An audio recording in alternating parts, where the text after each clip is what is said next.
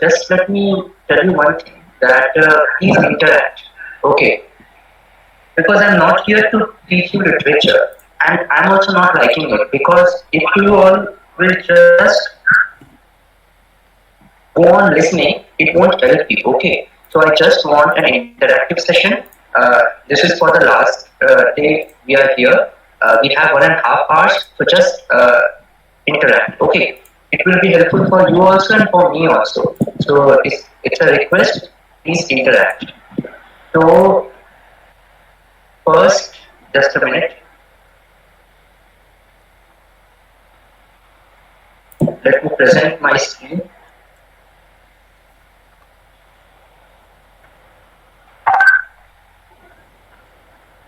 Just a minute.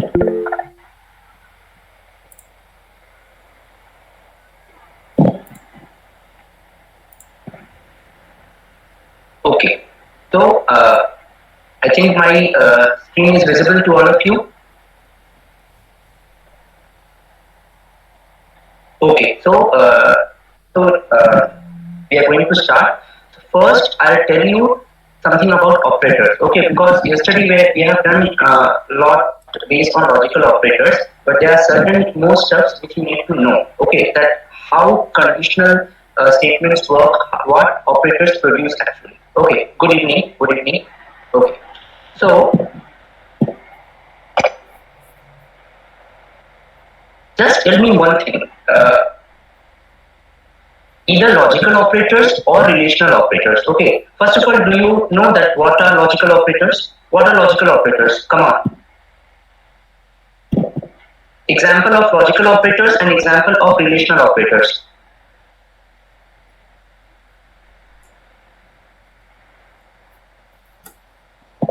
Just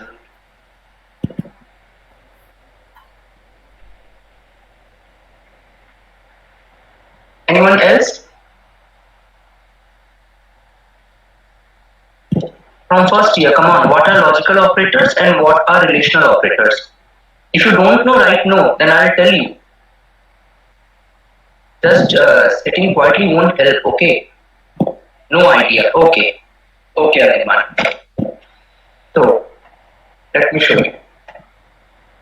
तो जैसे कि देखिए देखो कल लॉजिकल ऑपरेटर्स लेके हमने काम किया लेकिन आज बोल रहे हो कि पता ही नहीं है कि लॉजिकल ऑपरेटर्स क्या है तो पहले रिलेशनल ऑपरेटर्स का काम क्या है बताते हैं ओके ऐसा कोड देखा होगा if I write like this पहले रिलेशनल ओके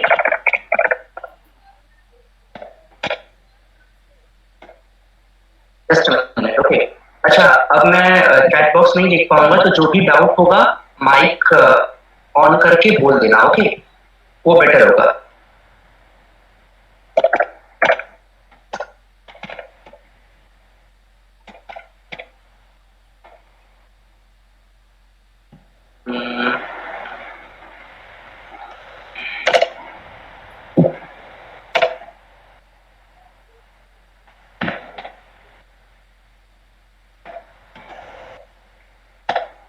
तो सपोज कि मैंने बोला कि 10 और 20 है इसमें से जो छोटा है वो हमें प्रिंट करना है ठीक है नॉर्मल मैं अभी कोई वेरिएबल यहाँ नहीं यूज कर रहा हूँ ठीक है मैं नॉर्मल दो कॉन्स्टेंट्स लिया हूँ 10 20 और इसमें से जो छोटा है हमें वो प्रिंट करना है ओके तो see we all know that how it will work that 10 is less than 20 okay 10 will be printed काम कैसे करेगा ये हम सबको पता है कि हाँ कैसे हो रहा है मैं ये मेरा कंडीशन चेकिंग ओके ये कंडीशन है 10 लेस देन 20 क्या 10 लेस देन 20 है हाँ 10 लेस देन 20 है इसका मतलब कि ये ट्रू हुआ इफ के अंदर का स्टेटमेंट एग्जीक्यूट होगा तो अगर हम इसे रन करेंगे तो मेरा 10 प्रिंट होगा ठीक है और अगर मैं इसी चीज को उल्टा कर दे रहा हूँ क्या 10 ग्रेटर देन 20 है ना 10 ग्रेटर देन 20 नहीं है तो इस केस में मेरा 20 प्रिंट होगा ठीक है ये इसे हम कंडीशन चेकिंग बोलते हैं now how actually it works okay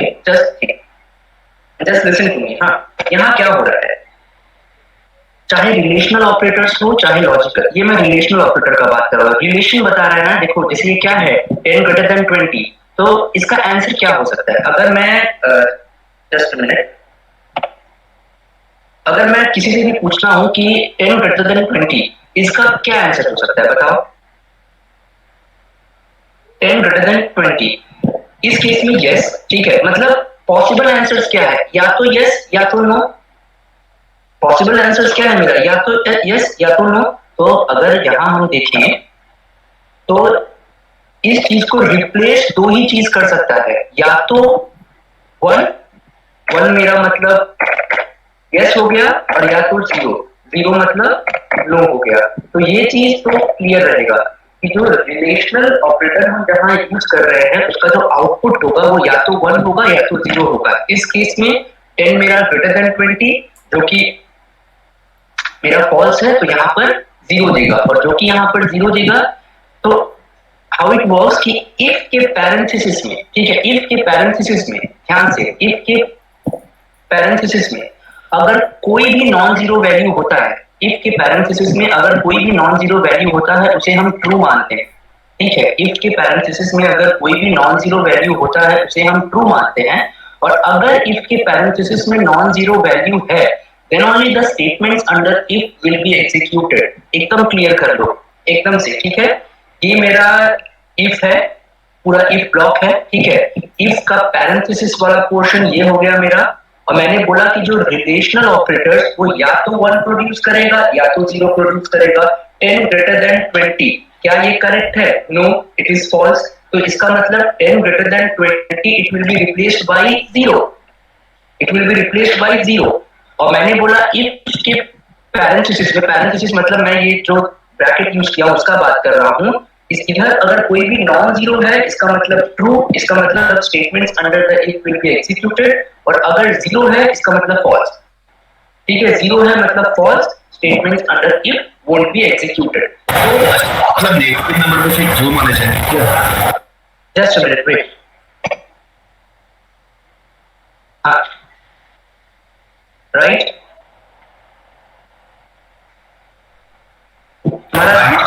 negative number है तो वो भी क्या ट्रू माना जाएगा? नेगेटिव नंबर भी ट्रू माना जाएगा, बिल्कुल। देखो मैं एग्जांपल दे रहा हूं, जैसे कि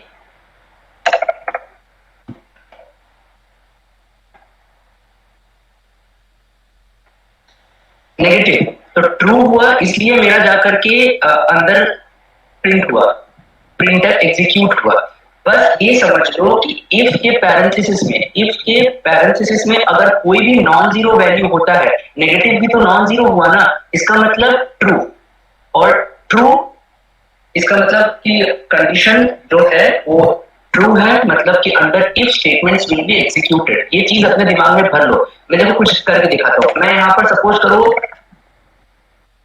दे दिया 10,000 दे दिया, 10,000 भी मेरा नॉन जीरो वैल्यू है, जो कि ये मेरा नॉन जीरो वैल्यू है, इसका मतलब हम इसे ट्रू मानेंगे। ट्रू, इफ के पैरेंथेसिस में नॉन जीरो वैल्यू मतलब ट्रू, कंडीशन करेक्ट है, स्टेटमेंट विल बी एग्जीक्यूटेड, इसका मतलब कि मेरा 10 प्रिंट होगा। लेकिन अगर मैं यहाँ जीरो दे देता हूं तो ये जीरो हो गया, इसका मतलब फॉल्स। तब जो कि इफ ब्लॉक एग्जीक्यूट नहीं किया उसकी जगह पे मेरा एल्स एग्जीक्यूट करेगा। तो इस केस में 20 will be printed, 20 will be printed. तो पहले बताओ ये क्लियर हुआ कि नहीं? मैं आगे नहीं बढ़ूंगा जब तक सब क्लियर है, क्लियर है, क्लियर है ना सबका? मतलब इतना बस दिमाग क्लियर, इतना दिमाग में रखना है कि इफ के पैरेंथेसिस में अगर मेरा नॉन जीरो वैल्यू आता है उसे हम ट्रू मानेंगे, statements under if will be executed, okay. और अगर जीरो आता है उसे हम फॉल्स मानेंगे। तो जो हम जिनके पास भी प्रोग्रामिंग का थोड़ा नॉलेज होगा, हम ऐसा करते आए हैं, सपोज कि ए है और बी है, मैं यहाँ पर मैंने यहाँ वैल्यूज दे दिया है, असाइन कर दिया है, बट यू थिंक कि वैल्यूज असाइन नहीं है फॉर द टाइम बिंग, ठीक है। तो हम करते आए हैं ना ऐसे, बोला गया है कि चेक करो दोनों में से बड़ा कौन सा है। तो मैंने लिखा कि अगर ए मेरा बी से बड़ा है तो प्रिंट कर दो ए, और अगर नहीं है तो प्रिंट कर दो बी। ये काम कैसे करता है? मैंने क्या बोला, ये ग्रेटर देन क्या ऑपरेटर है? रिलेशनल ऑपरेटर है। रिलेशनल ऑपरेटर या तो वन प्रोड्यूस करेगा या तो जीरो प्रोड्यूस करेगा। इन दिस केस ए का वैल्यू 20 मान लो, means I have given only, B का value 30। A greater than B है, नहीं ए ग्रेटर देन बी नहीं है, it means this will produce zero. तो एक्चुअली ये जो चीज है ये पता है किसमें ट्रांसफॉर्म हो जा रहा है, जस्ट थिंक, ये चीज किसमें ट्रांसफॉर्म हो जा रहा है, ए ग्रेटर देन बी नहीं है, तो मैंने यहां लिखा ए ग्रेटर देन बी, जो कि इस केस में गलत है, तो जो कि फॉल्स है, then A greater than B will be replaced by zero. इसका मतलब अगर इफ के पैरेंथेसिस में जीरो होता है, this statement won't be executed, else b, मतलब 30 मेरा बड़ा है तो 30 प्रिंट हो जाएगा। तो ये चीज है, ठीक है। सेम कल जैसे हम लॉजिकल ऑपरेटर्स के बारे में बात कर रहे थे, तो लॉजिकल ऑपरेटर का भी सेम लॉजिकल ऑपरेटर, अच्छा जस्ट कल हमने दो लॉजिकल ऑपरेटर्स पे बहुत सारा क्वेश्चंस किया था। कौन कौन से दो लॉजिकल ऑपरेटर्स थे? जिन्होंने भी कल क्लास किया था उनको पता होगा। अनिर्बान तो आंसर भी कर रहा था कल, हाँ, और एंड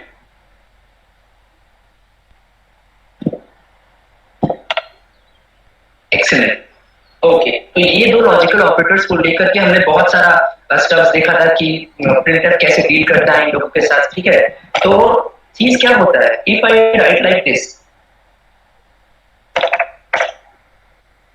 चलो अब मैं तुमको एक प्रोग्राम बोला कि अगर ए का वैल्यू 20 है एंड बी का वैल्यू 30 है तो यस प्रिंट करो वरना नो प्रिंट करो, ठीक है। तो मैं क्या करूंगा, इफ ए, तो मैं इसको कैसे ब्रेक करूंगा, क्वेश्चन क्या था,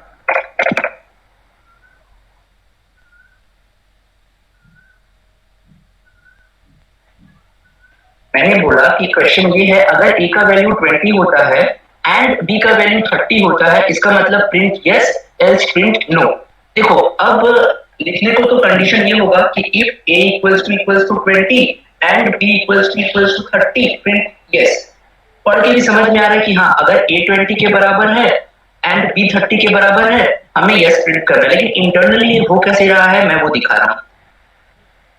अच्छा, जो इक्वल टू है ये भी रिलेशनल ऑपरेटर है, ठीक है। और रिलेशनल ऑपरेटर क्या प्रोड्यूस करता है, या तो 0 या तो 1, ओके। इसको हम इक्वालिटी ऑपरेटर बोलते हैं but it is also relational operator, okay. तो या तो 0 या तो 1। अब ए क्या 20 के बराबर है, हाँ ए 20 के बराबर है, तो इसका मतलब है कि ये जो पोर्शन है it will be replaced by 1। ये एक्चुअली होगा कैसे, a equals to 20, yes it will be replaced by 1, and b equals to 30, yes it will be replaced by 1।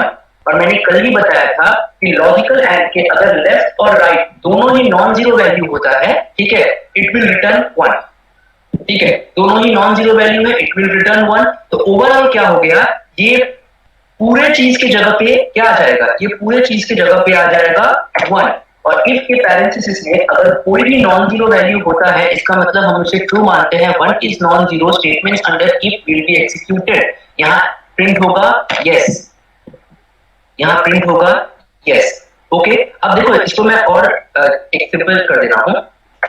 मैंने सपोज लिखा 10 एंड 50, इसको कैसे एग्जीक्यूट करेंगे, तो क्या बात हुआ था, लॉजिकल एंड के लेफ्ट और राइट दोनों नॉन जीरो होना चाहिए तभी वो 1 प्रोड्यूस करेगा, ठीक है।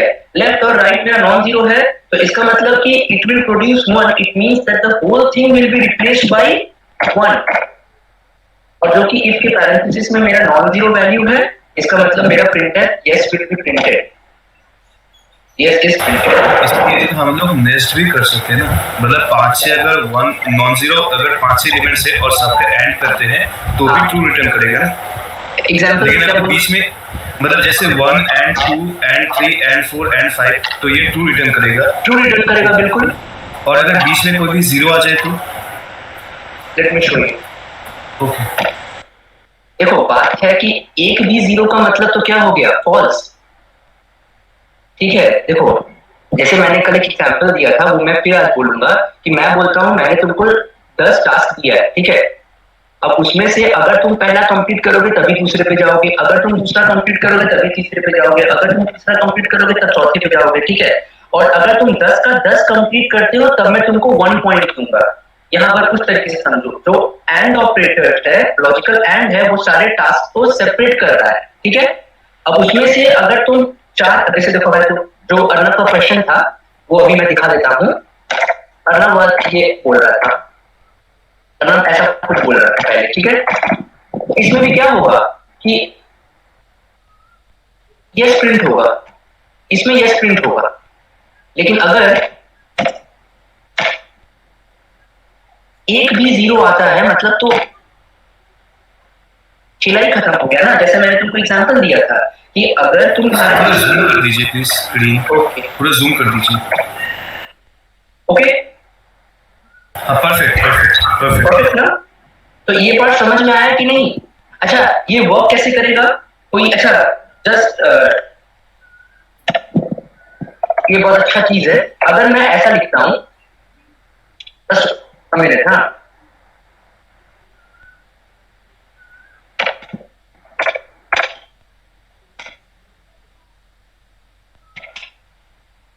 अब ध्यान से सुनना, मैं एक क्वेश्चन दूंगा इसके बाद, और ये जो वो बता दिया इसका मतलब है ये कंसेप्ट क्लियर है। यहाँ ए का वैल्यू 20 है, हाँ, ए इक्वल्स टू 20 इक्वल्स मतलब ये इक्वल मतलब ये इक्वालिटी ऑपरेटर है, मतलब रिलेशनल ऑपरेटर है। ये क्या प्रोड्यूस करेगा? या तो 0 या तो 1। ये चीज करेक्ट है ना? ए इक्वल्स टू 20 है, इसका मतलब इट विल प्रोड्यूस 1। तो ए इक्वल्स टू 20 की जगह पे आ गया 1। Clear? Okay, 1 and b equals to 30, ये भी ट्रू है, इसका मतलब इसकी भी जगह आ गया 1। और 1 एंड 1 होता है, और इफ के पैरेंथेसिस में फाइनली नॉन जीरो वैल्यू रहेगा, यस प्रिंट होगा मेरा।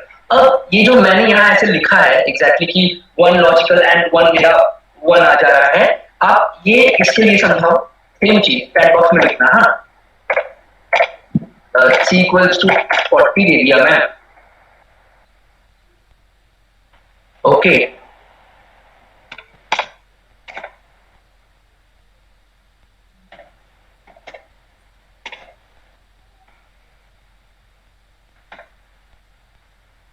जस्ट एक्सप्लेन, आंसर नहीं चाहिए मुझे, आंसर नहीं चाहिए, इसको थर्ड ट्रूथ टेबल के फॉर्म में रिप्रेजेंट करो कि पहले क्या होगा। अच्छा, एग्जीक्यूशन जाहिर सा बात है लेफ्ट टू राइट होगा, इसमें कोई दिक्कत नहीं है।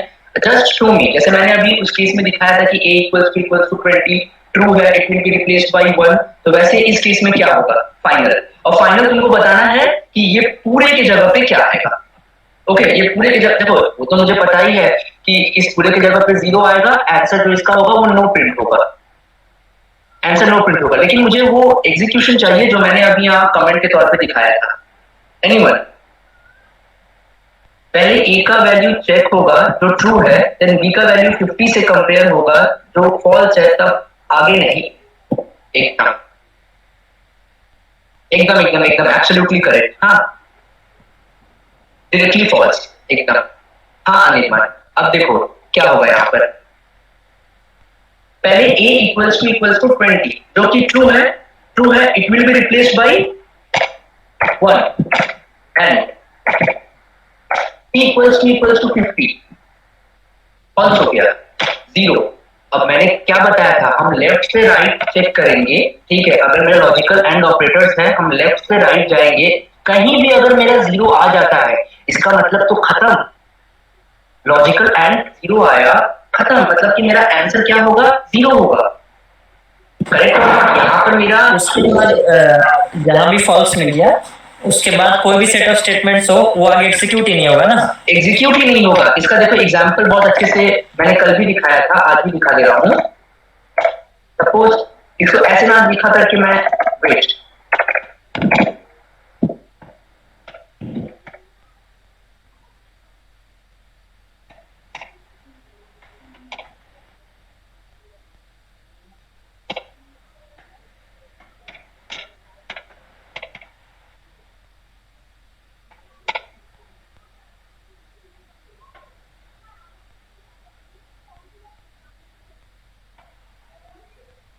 इसका आंसर क्या होगा?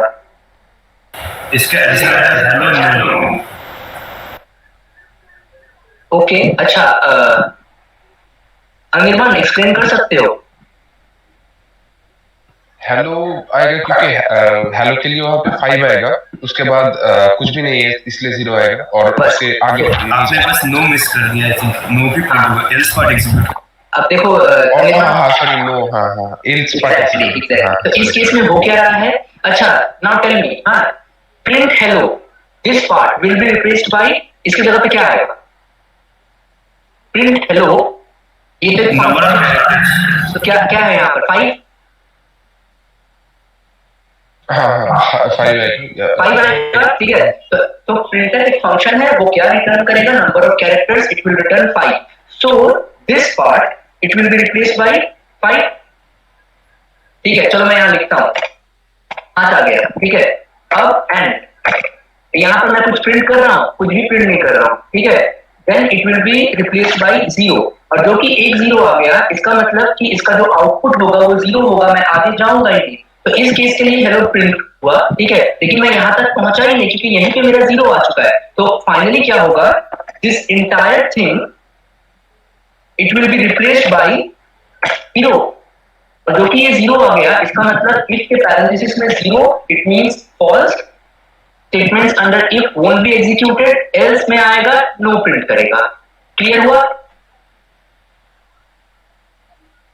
ये बात क्लियर हुआ? क्लियर है, क्लियर। क्लियर है, मतलब कि अगर फॉल्स आ जाता है उसके बाद चेक ही नहीं होगा। ओके ओके, तो ये यहां पर एक चीज क्लियर हुआ। अब और एक इस टॉपिक से रिलेटेड ये लास्ट क्वेश्चन होगा, फिर हम आगे बढ़ेंगे, क्योंकि हमें स्विच कीज करना है और थोड़ा लिंक्स भी आज देखना है ना, तब जाकर के एक जगह पे हम होंगे। तो सपोज दिस वन,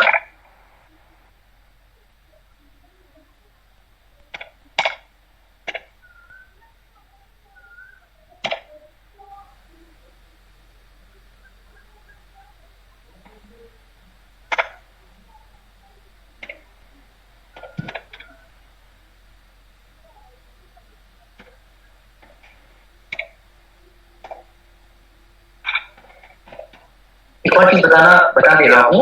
अगर इफ के अंदर मल्टीपल स्टेटमेंट्स है, ध्यान से सुनना, इफ के अंदर मल्टीपल स्टेटमेंट्स है, मतलब कि तुम चाहते हो कि ये जो तुम्हारा इफ है, उसके अंदर तुमको मान लो a equals to a plus b करना है, या कुछ भी करना है, ये एक स्टेटमेंट हुआ, ठीक है। और मान लो कुछ तुमको करना है a equals to a minus b करना है, तो उस केस में तुमको ये ब्रेसेस देना पड़ेगा, ठीक है। ये braces starting and ending brackets देना पड़ेगा, अगर इफ के अंदर तुम्हारा मोर देन वन स्टेटमेंट है। लेकिन अगर सिर्फ एक ही स्टेटमेंट है तो बिना ब्रेस दिए भी चलेगा, ठीक है। मैं यहाँ देखो कोई bracket use curly braces use नहीं कर रहा हूँ, ठीक है। सेकंड ब्रैकेट यहाँ यूज नहीं कर रहा हूँ, डायरेक्टली मैं, क्योंकि मुझे बस एक ही स्टेटमेंट चाहिए, मैं यहाँ पर हेलो प्रिंट करूंगा, इसलिए मैंने ब्रेसेस नहीं किया। लेकिन अगर सपोज मुझे हेलो प्रिंट करना था, फिर नेक्स्ट लाइन में कुछ और प्रिंट करना था, नेक्स्ट लाइन मतलब नेक्स्ट स्टेटमेंट, जैसे कि अगर मैं चाहता कि ये जो मेरा प्रिंटफ नो है ये भी मेरा इफ के अंडर आए, तो उसके लिए मुझे ब्रेसेस यूज करना पड़ता है। इफ के अंदर एक स्टेटमेंट विदाउट ब्रेसेस अलाउड है, but if you want to use multiple statements under if, then you have to use braces. ये बात दिमाग में रखना, ठीक है। तो यहाँ पर जो कि मैं एक ही स्टेटमेंट यूज कर रहा हूँ, इसलिए मैं कोई भी ब्रेस यूज नहीं कर रहा। ओके, चलो इसका आंसर आप एक बार कॉमा ऑपरेटर भी दिखा दीजिए, क्योंकि ये कॉमा से भी दो स्टेटमेंट इवैल्यूएट हो सकते हैं, बस लास्ट में सेमीकोलन डालना होगा। Again what you have told, फिर से बताओ। जैसे कि अगर मुझे दो लाइन प्रिंट करना है, लेकिन मुझे वो कर्ली ब्रेसेस यूज नहीं करना है, तो मैं करूंगा प्रिंटफ हेलो, फिर कॉमा, फिर प्रिंटफ बाय, फिर लास्ट में सेमीकोलन। अब अच्छा, ये कब होगा अर्नब? अगर तुम सेम टाइप का ऑपरेशन परफॉर्म कर रहे हो तब। ये सर करेक्ट। जैसे कि जो अर्नब बोल रहा है, एक चीज क्लियर कर दो, ठीक है, क्लियर कर दूं मैं। अर्नब बोल रहे हैं कुछ ऐसा करने को,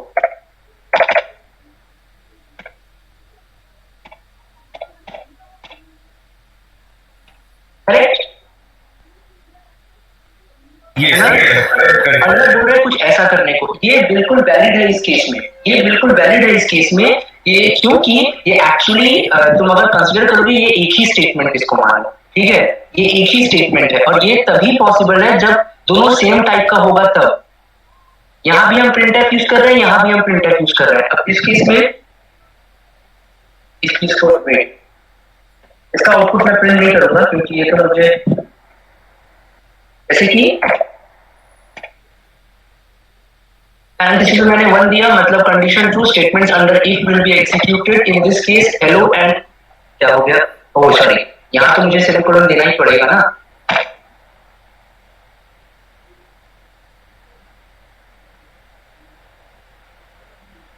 हेलो नो, हेलो और नो क्यों प्रिंट हुआ, क्योंकि एक्चुअली ये मेरा एक ही स्टेटमेंट है, printf hello comma printf no, ये मेरा एक ही स्टेटमेंट है। क्योंकि देखो सेमीकोलन मैंने कितना बार दिया है, एक ही बार दिया है ना, semicolon marks the end of a statement, तो इसको तुम अभी एक ही स्टेटमेंट के तौर पे ट्रीट करोगे। लेकिन सपोज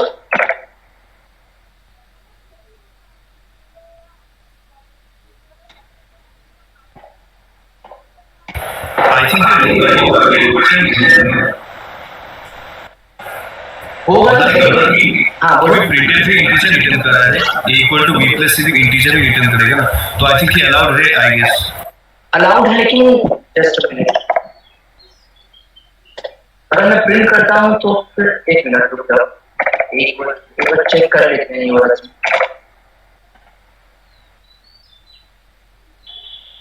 एक बार चेक कर लेते हैं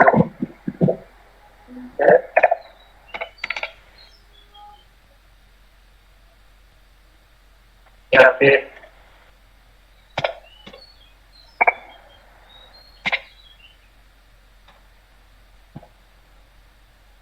हाँ अलाउड है, बिल्कुल बिल्कुल बिल्कुल। क्या हो रहा है यहाँ पर, मेरा हेलो प्रिंट हुआ, ओके, उसके बाद मैं a equals to b plus C कर रहा हूँ, इसका मतलब a का वैल्यू मेरा क्या हो जाएगा 40 प्लस 30, ऐड करके a में स्टोर कर दो, a का वैल्यू 70 हो गया, उसके बाद फिर मैं 70 प्रिंट कर रहा हूँ तो प्रिंट हो रहा है। इसका मतलब कि अर्नब ये बोलना चाहता है कि it is based on return type ना, कि क्या रिटर्न और एक कि अगर इंग्लिश सेंटेंस में जैसे कॉमा होता है, तो जैसे it is a very nice day comma and I am happy, तो ये एक ही सेंटेंस हुआ, उसी तरह से इसको भी हम लोग बोल सकते हैं फुल स्टॉप जैसे मानेंगे, हाँ एग्जैक्टली, और फुल स्टॉप जैसे होते हैं यहाँ पर जैसे सेमीकोलन है, बिल्कुल। ओके, कॉमा मतलब कि we are separating within a statement, we are separating stubs within a statement, ठीक है, तो इसका मतलब कि ये मेरा अलाउड है। लेकिन एक चीज है कि तुम्हारा रिटर्न टाइप सेम होना चाहिए, क्योंकि ये मेरा क्या रिटर्न कर रहा है, ये प्रिंट है इंटीजर टाइप, ठीक है, और इसका भी जो मेरा आउटपुट आएगा वो भी तो इंटीजर टाइप ही रहेगा, और यहाँ पर भी मेरा प्रिंटर क्या number of characters it is printing, तो इंटीजर टाइप, तो ये अलाउड है। तो लेकिन एक्चुअल क्या है, इफ के अंडर स्टेटमेंट एक ही है, इफ के अंडर स्टेटमेंट एक ही है, स्टेटमेंट एक ही है बोलने का मतलब क्या हुआ, अगर मैं ऐसा कुछ करता हूं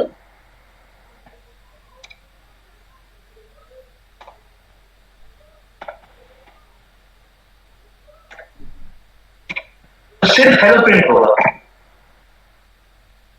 जस्ट दोनों की इसका कंडीशन तो प्रिंट हो गया, फिर प्रिंटफ तो अलग वाला दोनों हाँ, लेकिन वो बोला इफ स्टेटमेंट में हेलो प्रिंट होगा, हेलो वो नो वाला तो अलग स्टेटमेंट होगा, वो अलग बाहर है। ये तो मैं बाहर चला गया हूँ, ये मैं बाहर आ चुका हूँ, लेकिन इफ के लिए सिर्फ हेलो प्रिंट हुआ है, आई टू अंडरस्टैंड, ये तो प्रिंट होगा कि इफ के बाहर आ गया मेरा नो प्रिंट हो गया, लेकिन इफ के अंदर मेरा बस एक ही स्टेटमेंट माना जाएगा यहाँ पर। जैसे कि नहीं, अगर मैं तुमको ऐसा बोलता हूं कि अगर a का वैल्यू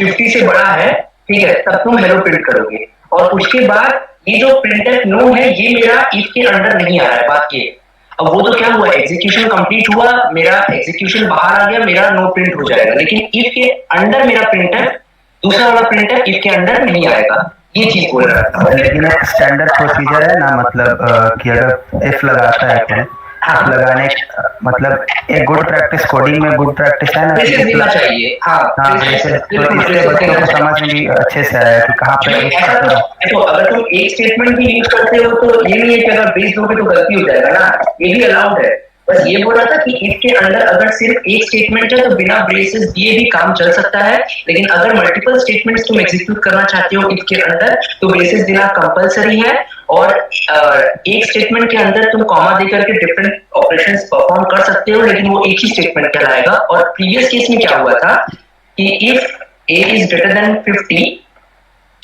और उसके बाद अगर मैं फिर प्रिंटफ नो प्रिंट कर रहा हूं तो ये क्या है, जो मेरा पहला प्रिंटफ है कंडीशन के ऊपर डिपेंड कर रहा है। इसको मैं कैसे समझा सकता हूं? अच्छा, इस केस में देखो सिर्फ नो प्रिंट होगा। इस केस में सिर्फ नो क्यों प्रिंट हुआ? क्योंकि a ग्रेटर देन 50 जो कि फॉल्स है, a greater than 50 will be replaced by 0, parenthesis में 0 है, इसका मतलब कि condition false. Statement under if won't be executed, statement under if won't be executed मतलब इफ के अंदर कौन सा स्टेटमेंट है? इफ के अंदर सिर्फ एक स्टेटमेंट है, प्रिंटफ हेलो, तो ये स्टेटमेंट एग्जीक्यूट नहीं होगा, लेकिन उसके बाद तो बाहर आएंगे प्रिंटफ नो, तो एग्जीक्यूट होगा ही ना। चीज यहां हुआ a ग्रेटर देन 50 जो कि फॉल्स हो गया, a greater than 50 will be replaced by 0, और जैसा कि मैंने कहा पैरेंथेसिस में अगर 0 होता है फॉल्स कंडीशन मानेंगे, statement under if won't be executed. इस केस में स्टेटमेंट अंडर इफ क्या है? Printf hello won't be executed, मतलब कि प्रिंटफ कोई परफॉर्मेंस नहीं करेगा, यहाँ पर हेलो प्रिंट नहीं होगा। लेकिन जो कि इफ के अंदर एक ही स्टेटमेंट है, मेरा नो प्रिंट होगा क्योंकि मैं इफ के बाहर आ चुका हूं। ठीक है, ये जो कंडीशन है ये फॉल्स हो गया, इसका मतलब कि मैं इफ के बाहर आ गया। इफ के बाहर मतलब कहां आया? मैं इधर आया, तो ये तो अपना काम करेगा। लेकिन यहीं पे अगर मैं ब्रेसेस लगा देता हूं, इसका मतलब मैं ये कहना चाहता हूं कि ये दोनों स्टेटमेंट्स इफ के अंदर है, ये दोनों स्टेटमेंट्स इफ के अंदर है, तो इस केस में कुछ भी प्रिंट नहीं होगा स्क्रीन पे। इस केस में स्क्रीन पे कुछ भी प्रिंट नहीं होगा, दोनों स्टेटमेंट्स मेरा इफ के अंदर आ रहा है, और जो कि condition false, statements under if won't be executed, ये बता रहा था। और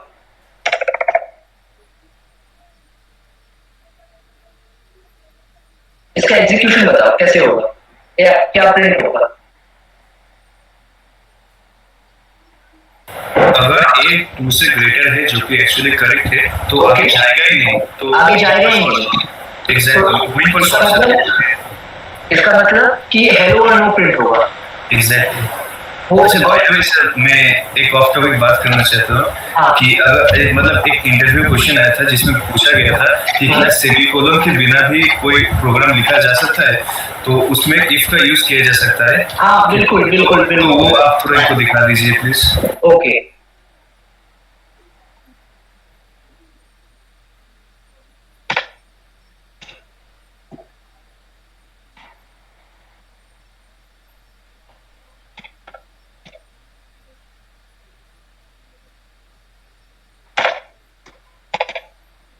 तो ये एग्जीक्यूशन कैसे होगा?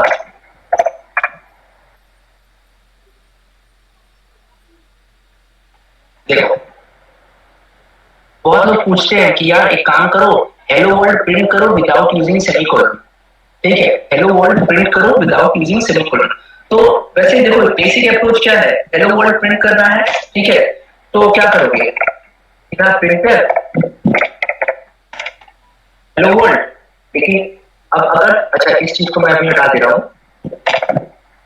कमेंट आउट कर दे रहा हूं चीज को।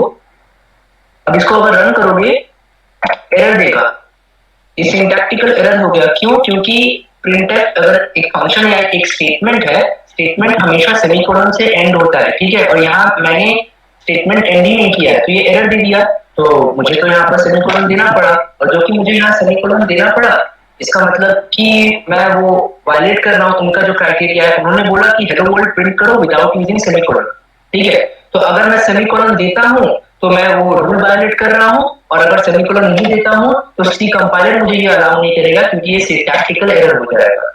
ओके, अब क्या करें? तो मैं तो उसके लिए ये क्राइटेरिया है कि इस तरीके से इफ के अंदर क्या है, प्रिंटफ, ठीक है, प्रिंटफ हेलो वर्ल्ड, तो हेलो वर्ल्ड प्रिंट होगा और it will return total number of characters it has printed. अब जो कि ये कंडीशन ट्रू है, statements under if will be executed, लेकिन इफ के अंदर तो कुछ है ही नहीं, ठीक है, इफ के अंदर तो कुछ है ही नहीं, इसलिए और कुछ प्रिंट नहीं होगा, सिर्फ हेलो वर्ल्ड प्रिंट होगा। तो ऐसा और भी बहुत सारा टेक्निक्स है, लेकिन इस तरीके से, अच्छा सेम आप लूप्स के साथ भी कर सकते हो। इसके जगह पे मैं व्हाइल लिख सकता हूँ, लेकिन अभी मैंने जो कि लूप्स बताया नहीं है तो मैं वहां नहीं जाऊंगा। So this is the way how you can print anything, okay, anything without using semicolon. Okay, क्योंकि देखो यहाँ मैंने इस प्रोग्राम में सेमीकोलन यूज ही नहीं किया है। ओके, अच्छा, तो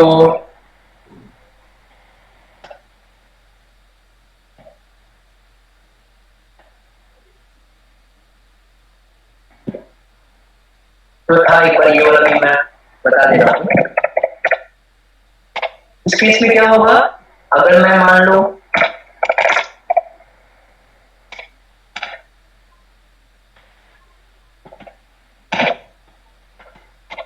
कर देता हूँ, यहाँ पर क्या हुआ a greater than 2, और लॉजिकल और के केस में क्या होता है, we will start scanning from left। अगर कोई भी नॉन जीरो वैल्यू मिलता है, ठीक है, इसका मतलब हम वहां रुक जाएंगे, क्योंकि लॉजिकल और के केस में क्या होता है, एक नॉन जीरो, इसका मतलब आंसर विल बी 1। ठीक है, तो यहाँ पर क्या हो रहा है, a greater than 2, a greater than 2 ये करेक्ट है, it will be replaced by 1, तो 1 मेरा नॉन जीरो है, इसका मतलब शॉर्ट सर्किट, आगे जाएगा ही नहीं, क्योंकि मुझे तो आंसर ही मिल गया है। जितना भी केसेस हो, अगर एक ही नॉन जीरो आता है और के केस में, लॉजिकल और के केस में, मेरा आंसर क्या होगा, 1। तो यहाँ पर मेरा नॉन जीरो मिला, मेरा आंसर 1 होगा। इस केस में ये हेलो नहीं प्रिंट होगा, हेलो प्रिंट होगा, अब आंसर में हेलो आएगा, हेलो आएगा, लेकिन किस लिए हेलो आया, कि ये 1 आ गया तो ये सब कुछ एग्जीक्यूट ही नहीं हुआ। ठीक है, तो एक्चुअली फाइनली इफ के पैरेंथेसिस में मेरा 1 है, which is true, statement under if will be executed। Okay, तो ये चीज था। अब आते हैं लूप्स में। तो लूप का काम क्या होता है, वो कल ही मैंने डिस्कस किया था कि अगर सपोज मैं तुम्हें बोलता हूं that right your name 50 times, ठीक है, तो अब तो ठीक है, अगर मैं बोलता हूँ 3 बार लिखने को, तो चलो ठीक है, प्रिंटर तुमने चलो अपना नाम लिख दिया, ठीक है, ऐसे करके तुम 3 प्रिंटफ स्टेटमेंट्स लिखोगे, तुम्हारा नाम 3 बार प्रिंट हो जाएगा। ठीक है, लेकिन अगर मैं तुमको बोलता हूँ 50 टाइम्स लिखो, 100 टाइम्स लिखो, तो ये तुम्हारे लिए पॉसिबल नहीं होगा कि तुम 50 टाइम्स 100 टाइम्स ये प्रिंटफ स्टेटमेंट लिखो। ठीक है, वेस्टेज ऑफ टाइम भी है और कोड का लेंथ भी इंक्रीज होगा। तो इसलिए कंसेप्ट आता है लूप्स का। लूपिंग मतलब क्या होता है, जैसे हम बोलते हैं कि एक सॉन्ग को लूप पे मैंने डाल दिया, इसका मतलब क्या, कि वो बार बार रिपीट होता रहेगा। ट्राई टू अंडरस्टैंड, ठीक है, रिपीट करना है मुझे। तो सबसे पहले जो हम करेंगे वो है व्हाइल लूप। ठीक है, तो व्हाइल लूप काम कैसे करता है देखना। ओके, तो व्हाइल लूप काम कैसे करता है वो हम देखेंगे। सपोज वही काम हमें करना है कि हमें अपना नाम 50 टाइम्स प्रिंट करना है। ओके, 50 टाइम्स प्रिंट करना है, तो सबसे पहले मैं क्या किया, मैंने एक वेरिएबल लिया, उसको मैंने 1 से इनिशियलाइज कर दिया। ठीक है, मतलब i में 1 स्टोर है, while i is less then. अच्छा, ये क्या बताया है मेरा, ये है मेरा कंडीशन, ये है मेरा कंडीशन। अब देखो, पहले मैं कोड लिख दे रहा हूं, फिर मैं एक्सप्लेन कर दूंगा।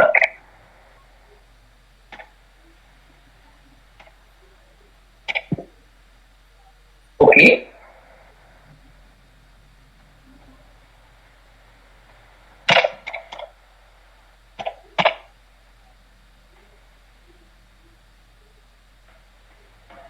ये प्रिंट हुआ है, इसको थोड़ा बेटर करने के लिए मैं लाइन प्रिंट कर दे रहा हूं।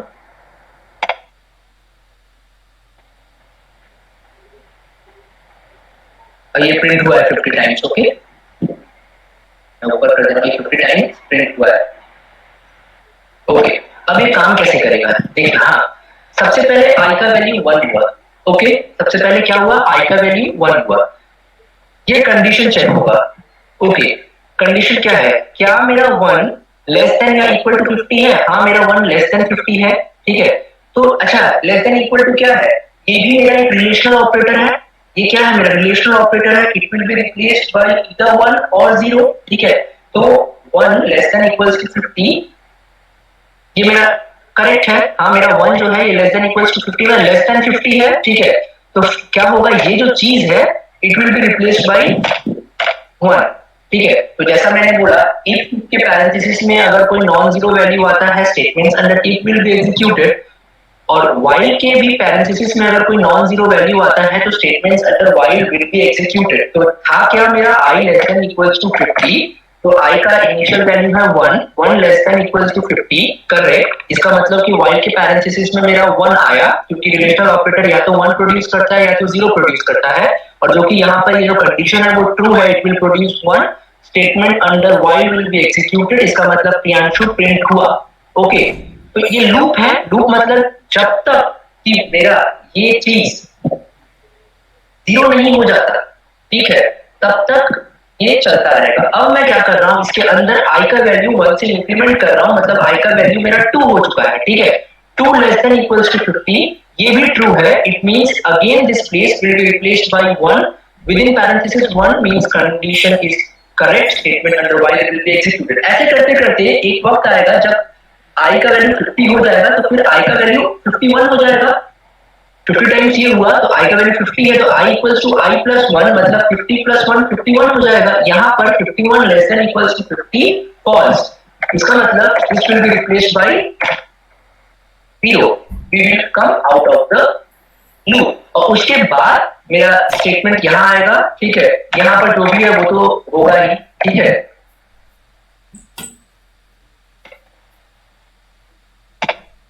ओके, अच्छा नाउ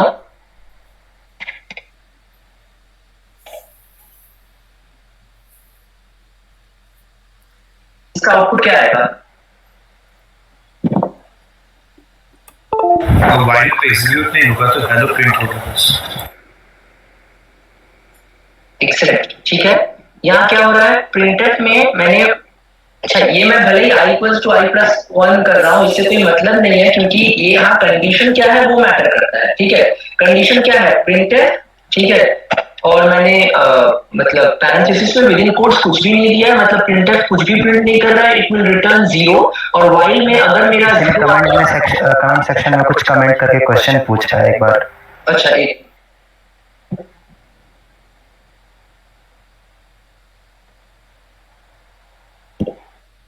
while 1 मतलब ये तो इनफाइनाइट लूप चला जाएगा। तुम्हारा मतलब if you will stay like this, मैं करके दिखा दे रहा हूँ, वैसे ये करना नहीं चाहिए कभी, ठीक है, मेमोरी के लिए हार्मफुल होता है।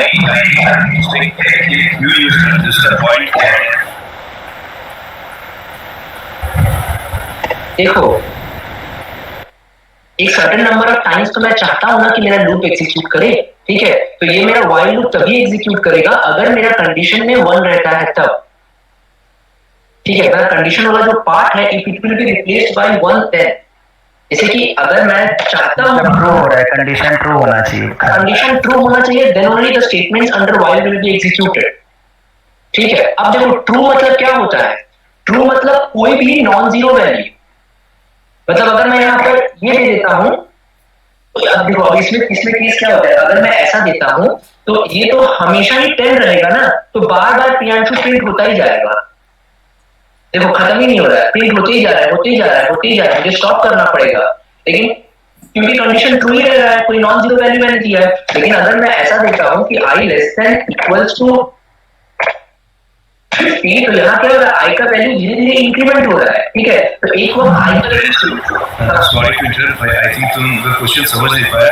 आई थिंक एक एग्जांपल हो सकता है while 1 का, कि अगर मुझे कोई मेनू बनाना है, कोई प्रोग्राम बनाना है जिसमें कोई होटल का बुकिंग वगैरह हो, तो एटलीस्ट स्टार्ट करने के लिए लूप तो चलना चाहिए ना।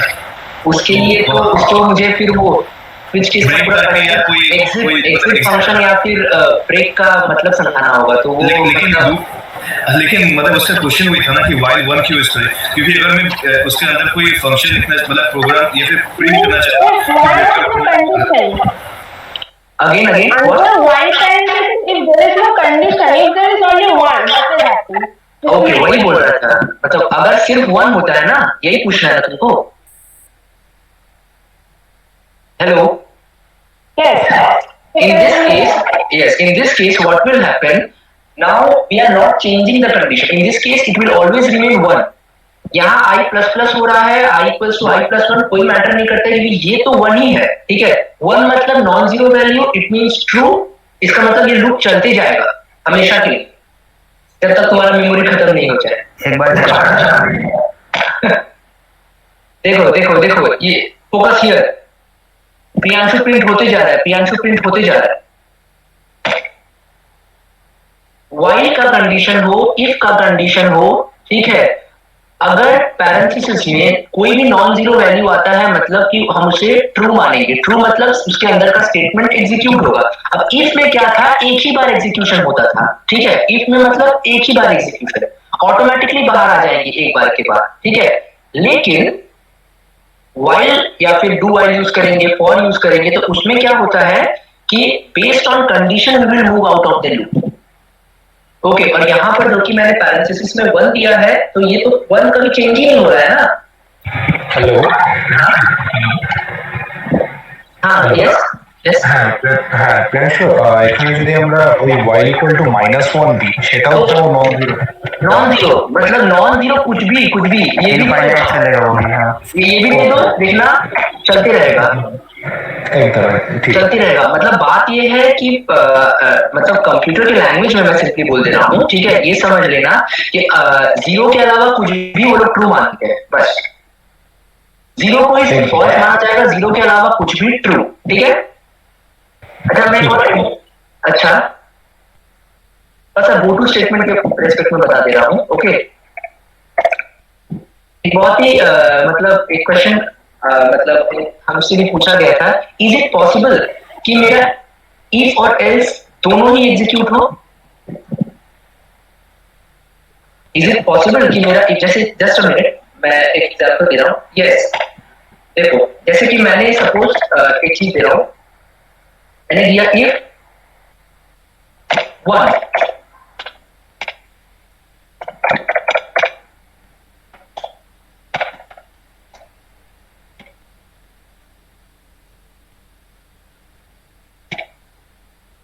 इस केस में क्या प्रिंट होगा?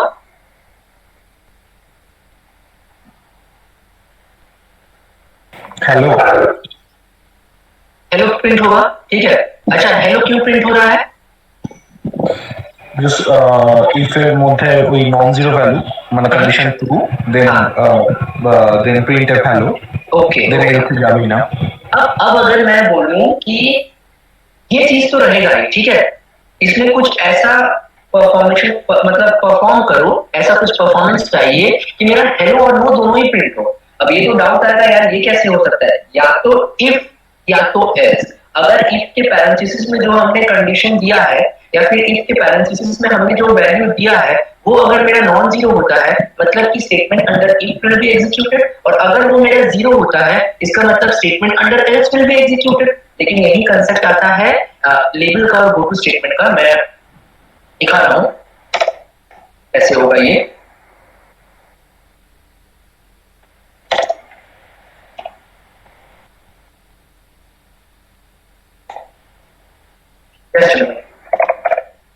कोई पूछ सकता है कि कुछ ऐसा करो कि इफ के अंदर जो है वो भी एग्जीक्यूट हो, एल्स के अंदर जो है वो भी एग्जीक्यूट हो।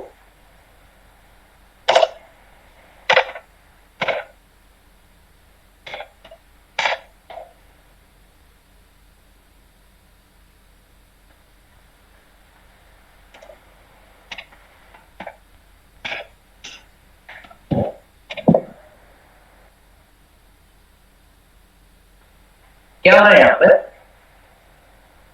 एलो भी प्रिंट किया, नो भी प्रिंट किया, कैसे? अब देखो गो टू काम कैसे करता है। अच्छा, यहाँ पर जो मैंने ये लेवल लिखा है ये कुछ भी लिख सकते हो, हाँ, मतलब जरूरत नहीं है कि लेवल ही लिखना होगा, अपने मन से कुछ भी दे दो, ठीक है। पीएफ दे दिया, ठीक है।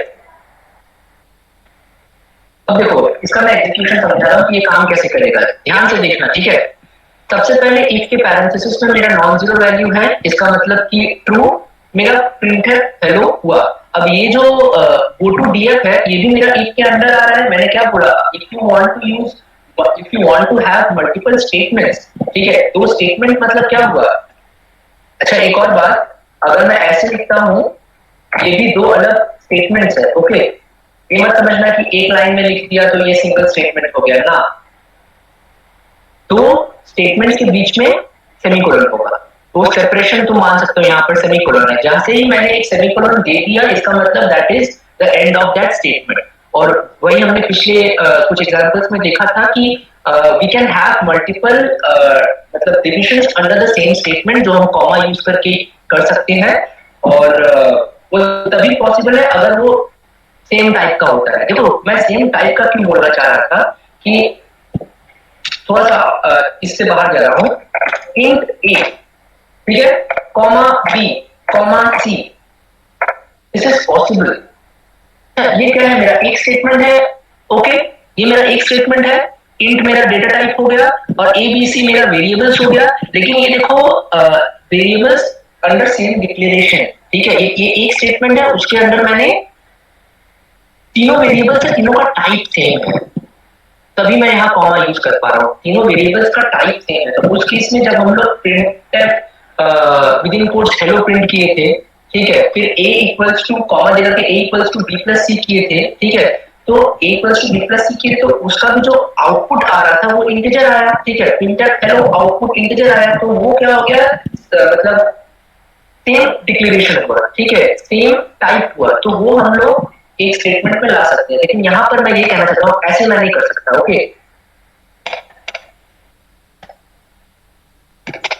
ये एरर है, क्यों? क्योंकि यहाँ डिक्लेरेशन टाइप चेंज हो रहा है, मुझे यहाँ पर खत्म करना होगा, फिर नए स्टेटमेंट में मैं वो कर सकता हूँ। तो जस्ट मैं ये समझाने की कोशिश कर रहा था वो एरर देगा क्योंकि वो इंटीजर नहीं है और प्रिंटफ इंटीजर रिटर्न कर रहा है। बिल्कुल, ओके बिल्कुल, ओके। अब यहाँ पर ये कैसे काम कर रहा है, तो मेरा पहले प्रिंटर हेलो प्रिंट हुआ और जो कि मैं यहाँ पर ब्रेसेस लगाया हूँ, तो मतलब ब्रेसेस के अंदर जो भी होगा वो इफ का पार्ट होगा, ठीक है। तो गो टू डीएफ मतलब कि जहां पर ये डीएफ लेबल है, इसको लेबल बोलेंगे, जहां पर मेरा ये डीएफ लेबल है वहां पर चल जाओ, ठीक है। तो कंडीशन क्या होगा, यहां से इस जगह से, ठीक है, डायरेक्टली यहां पर आ जाएगा। ये जंपिंग हो रहा है, इसको हम लोग जंपिंग बोलते हैं, ठीक है। देखो मतलब रूल वाइज इफ अगर एग्जीक्यूट हुआ तो एल्स के अंदर जो स्टेटमेंट्स है वो एग्जीक्यूट नहीं होना चाहिए, लेकिन मैं फोर्सफुली क्या कर रहा हूं कि जब मेरा प्रिंटर हेलो हो गया, इसका फंक्शन परफॉर्म हो गया, हेलो मेरा प्रिंट हो गया, तो मैं फोर्सफुली क्या कर रहा हूं, अपने कंपाइलर को बोल रहा हूं कि ना आपको यहां पर आना है, एग्जीक्यूशन टाइम है एक्चुअली, ओके। হ্যাঁ একটা কোয়েশ্চেন আছে বলছি ইফ ওই ব্লকটার মধ্যে ঠিক আছে ইফ ব্লকটার মধ্যে তো আমাদের দুটো স্টেটমেন্ট কি প্রিন্টএফ হ্যালো আর গো টু ডিএফ তাই তো আমাদের দুটো স্টেটমেন্ট দেন ধর ইফ স্টেটমেন্ট ওই গো টু ডিএফ এর পর আরেকটা মানে স্টেটমেন্ট আছে সামথিং প্রিন্টএফ প্রিয়াংশু नहीं होगा, नहीं होगा ना अच्छा नहीं होगा, नहीं डायरेक्टली इंस्ट्रूमेंट चला जाए ओके तुम ये कहना चाह, I think you want to say this suppose, okay, ऐसा कुछ ना, यस यस देख लो, क्यों? क्योंकि गो टू डीएफ क्या बोल रहा है, वो कमांड कर रहा है कि जहां पर डीएफ लेबल है वहां पर जाओ, ठीक है। तो ये जंपिंग हो रहा है, मैं इस पोजीशन से डायरेक्ट यहां पर आ गया, तो ये वाला पार्ट तो एग्जीक्यूट ही नहीं हुआ ना, वाइल एग्जीक्यूशन तो कुछ हुआ ही नहीं, एकदम तो इसलिए प्रिंट नहीं हुआ, ठीक है, ओके ओके। अब आते हैं वाइल लूप, तो लगभग हो गया, ये मैंने दिखा दिया गोटू का यूज। अच्छा गोटू क्लियर हुआ सबका? यस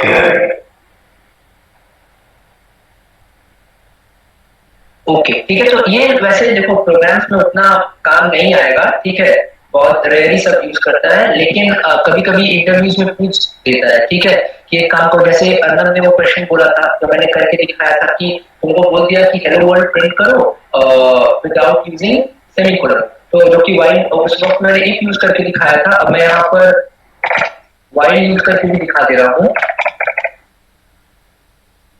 ठीक है।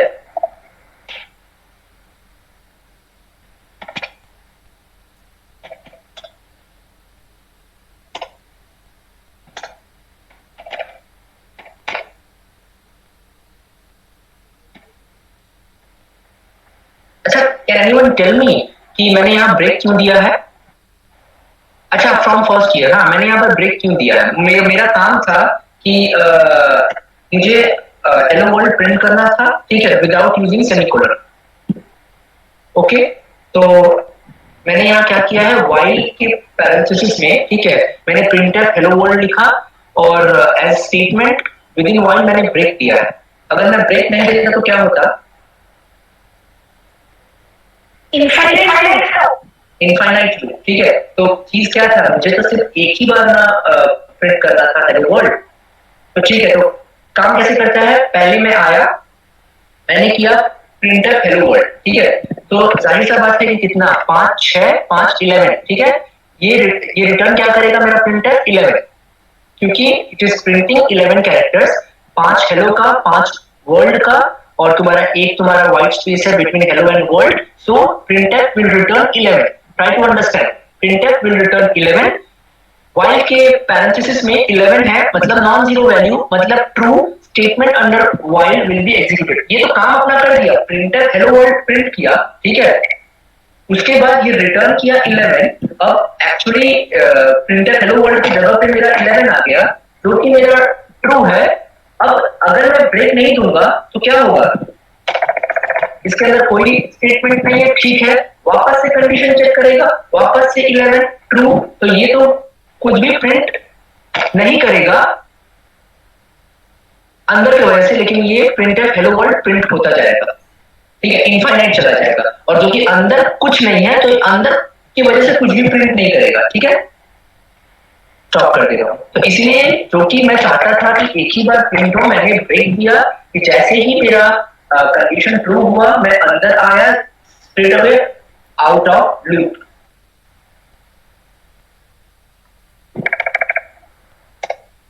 ओके सर, कंटिन्यू का यूज क्या है? ब्रेक कंटिन्यू दो कीवर्ड्स है, ठीक है। तो कंटिन्यू का यूज क्या है?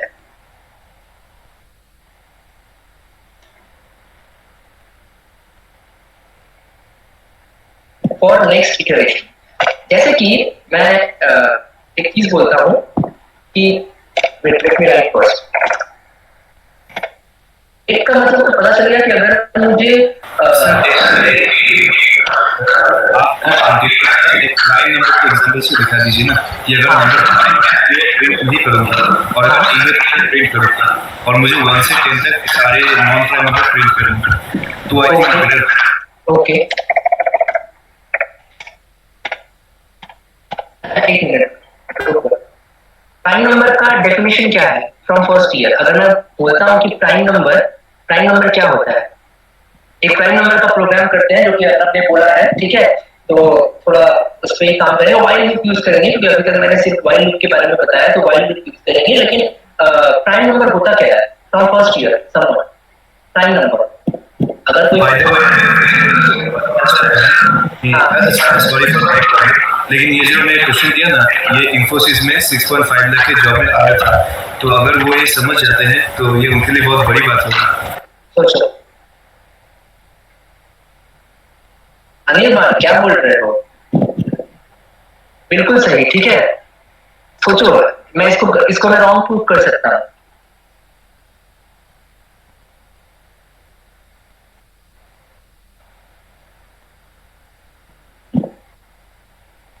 एग्जैक्टली अनिर्बान, जो तुमने बोला कि इट इज डिविजिबल बाय 1 और इटसेल्फ, तो अगर मैं बोलता हूं 1 नहीं, अभिषेक, तुम मतलब divisible by 1 and itself except the number 1, divisible by 1 and itself except the number 1। Okay, it is divisible. Yes, okay, it is divisible by 1 itself except the number 1. Why except the number 1? क्योंकि अगर मैं except the number 1 नहीं बोलता हूँ तो 1 is divisible by 1 और itself भी तो 1 है, so 1 is divisible by 1. Okay, so exactly divisible by two numbers, 1 and itself. Okay, except the number 1. तो चलो एक बार देखते हैं करके। तो सी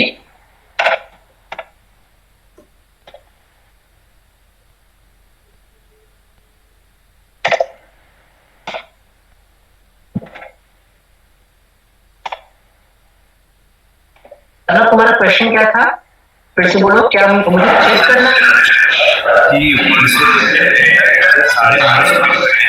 जो कि प्राइम नहीं है। ओके तो अगर वो प्राइम है कंटिन्यू यूज करके लूप को छोड़ना चाहते हैं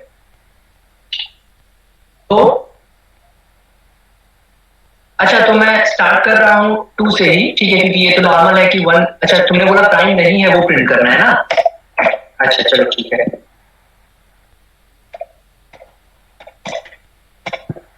चलो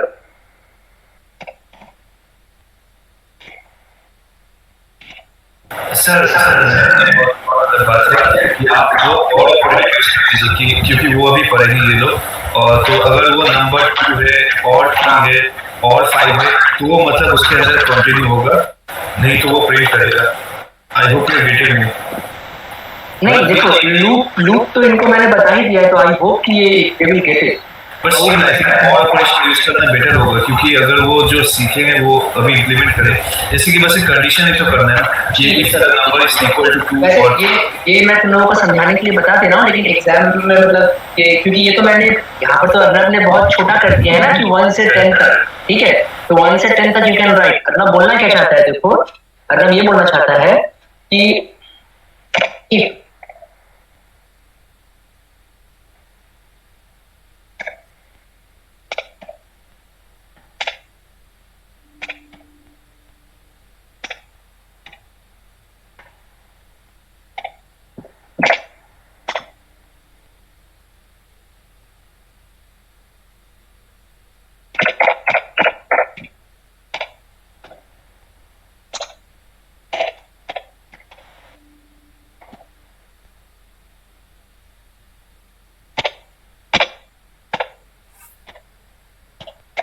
सुनो वो कह रहा है यहाँ पर, ओके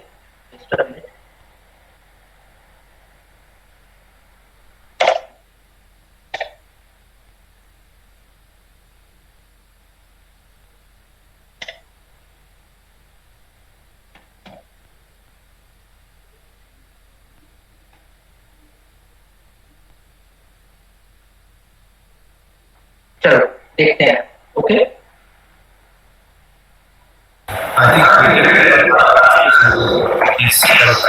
ओके चलो आई का स्टार्टिंग वैल्यू है 1, ठीक है, कंडीशन चेक किया हमने 1 लेस देन इक्वल्स टू 10, हाँ 1 लेस देन इक्वल्स टू 10 एकदम करेक्ट, अंदर आया, इसका कोई काम नहीं है, नॉर्मल कर रहे हैं, ठीक है।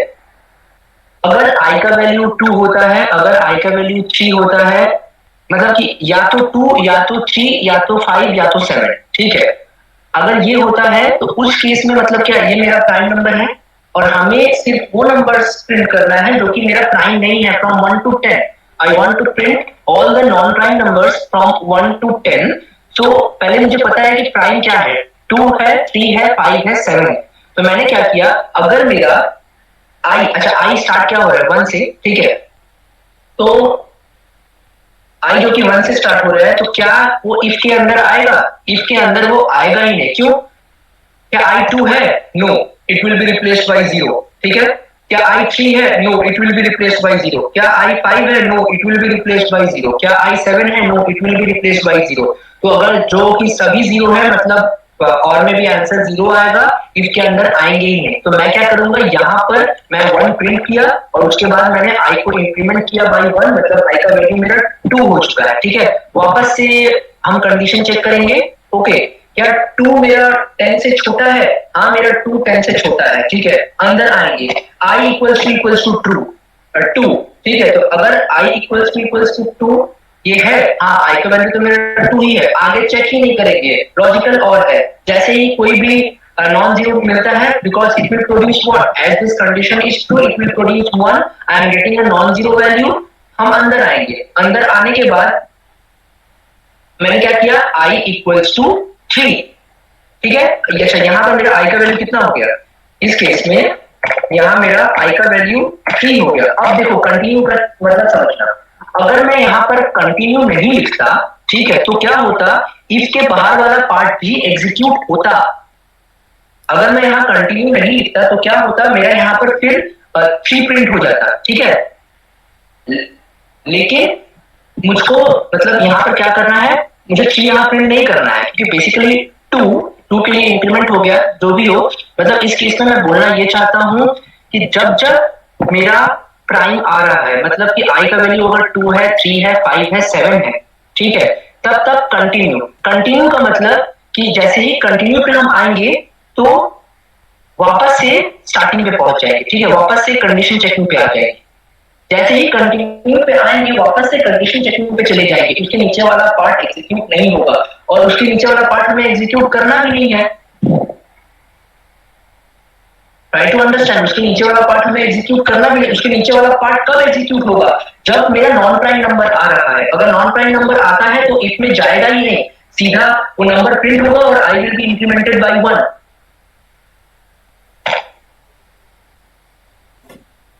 मैं स्पेस दे रहा हूं, थोड़ा समझने में इजी होगा।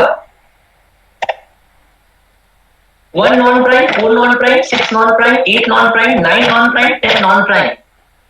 ये कंसेप्ट क्लियर हुआ? वो कह रहा है अगर आई का वैल्यू 2 होता है या 3 होता है या 5 होता है या 7 होता है, ठीक है, I will simply increment the value of I, क्योंकि मुझे पता है कि हाँ वो तो मेरा प्राइम नंबर है, अब उसके आगे वाला नंबर मुझे चेक करना है। तो मैंने आई का वैल्यू इंक्रीमेंट किया और सीधा मैं वापस कंडीशन चेकिंग के लिए चला गया। क्यों? उसके नीचे प्रिंटिंग मुझे नहीं चाहिए, मुझे प्रिंटिंग नहीं चाहिए। क्यों प्रिंटिंग नहीं चाहिए? आई मुझे क्यों प्रिंट नहीं करना, क्योंकि मुझे पता है कि जो मेरा आई है वो मेरा प्राइम नंबर है। मैंने यहाँ दे दिया है 2, 3, 5, 7 प्राइम नंबर है, ठीक है। और अगर मान लो अगर मेरा आई का वैल्यू सपोज मान लो आई का वैल्यू 6 होता है, ठीक है, आई 6 होता है, तो 6 मतलब कि 6 आई का वैल्यू ना तो 2 है, ना तो 3 है, ना तो 5 है, ना तो 7 है, मतलब कि 0 आएगा। मतलब statement under if won't be executed, print है आई 6, ओके।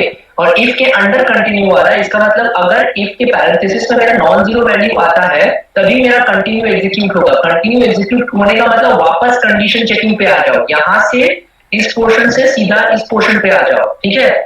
उसके नीचे वाला काम होगा ही नहीं। ये पार्ट क्लियर हुआ? कंटिन्यू और ब्रेक समझ में आया?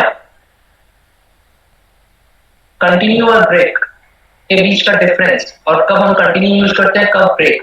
कंटिन्यू मतलब कि उस पार्ट के बाद उस इटरेशन का जो रिमेनिंग पार्ट है वो एग्जीक्यूट ना हो, ठीक है, मुझे नेक्स्ट इटरेशन में जाना है, मतलब कि फिर वापस से कंडीशन चेकिंग के लिए जाना है, ठीक है। वो होता है कंटिन्यू का काम। और ब्रेक मतलब simply out of the loop, कितना बार चला है, क्या हुआ है, कोई मतलब नहीं है। ब्रेक आया मतलब simply out of the loop. Continue मतलब कि नेक्स्ट इटरेशन। क्लियर हुआ? I can proceed?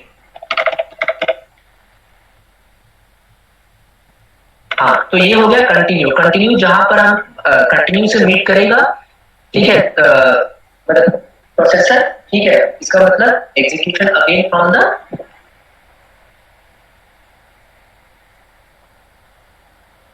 मतलब ये इसको एक्सप्लेन करूं एक बार और। ओके ओके ओके ओके मेरे बात देखो मैं क्या बोल रहा हूँ। अर्नब ने मुझे ये बोला करने को, ठीक है, क्वेश्चन अपने से भी फ्रेम कर सकते हो कि तुमको प्राइम नंबर्स प्रिंट करना है, नॉन प्राइम नंबर्स प्रिंट करना है, डजंट मैटर। अर्नब ने मुझे ये बोला करने को। अच्छा अनिर्बाण अब क्लियर है? अभी आ रहा है ना? अभी वॉइस क्लियर है या नहीं, या फिर अभी भी इशू हो रहा है? हाँ आ रहा है, ठीक है चलो।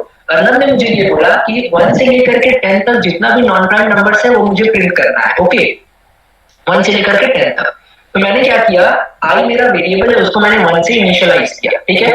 मैं अच्छा क्योंकि मुझे 10 तक काम है ना, तो मैंने कंडीशन रख दिया आई लेस देन इक्वल्स टू 10, ठीक है। अब मैंने क्या किया, पहले मेरा आई का वैल्यू 1 है, मैं चेक किया आई इक्वल्स टू, मैंने क्या किया है, अगर आई का वैल्यू 2 होता है या आई का वैल्यू 3 होता है या आई का वैल्यू 5 होता है या आई का वैल्यू 7 होता है, statements under if will be executed. यहाँ आई का अच्छा 8 2 3 5 7 क्या है, 1 से लेकर के 10 तक इतने प्राइम नंबर्स है मेरे पास, ठीक है, 1 से लेकर के 10 तक ये मेरे प्राइम नंबर्स है। तो मेरा जो कि पहले आई का वैल्यू 1 है, ठीक है, तो अच्छा इसमें से कुछ भी ट्रू नहीं है। अगर एक भी ट्रू होता तो एग्जीक्यूट होता इफ के अंदर, कुछ भी ट्रू नहीं है, मैं सीधा इफ के बाहर आ जाऊंगा। मतलब कि मैंने 1 प्रिंट किया, यहाँ सबसे पहले मेरा 1 प्रिंट हुआ, वन स्पेस, ठीक है, इसका मतलब वन मेरा नॉन प्राइम नंबर है। ओके, फिर मैंने आई का वैल्यू अभी क्या है मेरा 1 है, मैंने आई का वैल्यू यहाँ पर इंक्रीमेंट करके 2 कर दिया, ठीक है। फिर कंडीशन चेकिंग होगा 2 लेस देन इक्वल्स टू 10, एकदम करेक्ट। इसका मतलब कि पैरेंथेसिस में अभी क्या आएगा मेरा 1 आएगा, 1 मतलब नॉन जीरो, एग्जीक्यूशन होगा अंडरस्टेटमेंट का, ठीक है। I2 I equals to 2, this part will be replaced by 1, आगे चेक ही नहीं करेगा, पहला जो कि 1 आ चुका है, ठीक है। this part will be replaced by 1, इसका मतलब मैं सीधा अंदर आ जाऊंगा। I का वैल्यू क्या हो गया 3। अच्छा, I का वैल्यू मैंने 3 क्यों कर दिया कि अब मुझे पता है कि I2 मुझे प्रिंट नहीं करना है, क्यों 2 मुझे मैंने यहाँ पर चेक कर लिया कि हाँ तो मेरा प्राइम नंबर है, मुझे प्रिंट नहीं करना है। अब नेक्स्ट 3 के लिए मैंने 3 करके कंटिन्यू कर दिया, अगर मैं कंटिन्यू नहीं करता तो ये दोनों वापस से एग्जीक्यूट होता, तो कैसे होता, I का वैल्यू 3 प्रिंट होता और फिर I का वैल्यू 4 हो जाता। अच्छा देखो ये मेरा I का वैल्यू 1 इंक्रीमेंट होकर 4 हो जाता, लेकिन क्योंकि मैंने यहाँ पर कंटिन्यू दिया है, क्या होगा, मैं सीधा पहुंच जाऊंगा यहाँ पर, ठीक है। I का वैल्यू क्या है 3 less than equals to 10, correct है, अंदर आऊंगा, 3 मिला यहाँ पर, तो इसके बाद का कुछ चेक ही नहीं होगा, ट्रू है, अंदर आऊंगा। 3 मुझे प्रिंट नहीं करना है, तो I को इंक्रीमेंट किया मैं, I का वैल्यू 4 हुआ, कंटिन्यू मतलब वापस से यहाँ पर। ओके, 4 है नहीं है, इसका मतलब कि प्रिंट करूंगा 4 और 5 के लिए फिर चेक करना। क्लियर हुआ? अगली बार वैलिड है।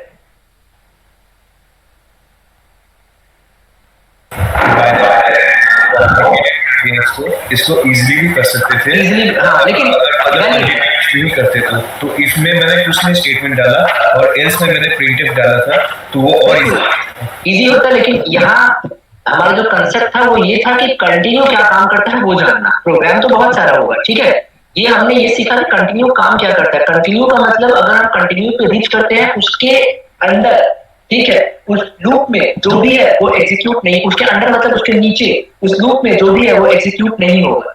क्लियर है एक बात? और अभिषेक वैसे भी कर सकते हैं, ओके, कोई दिक्कत नहीं है।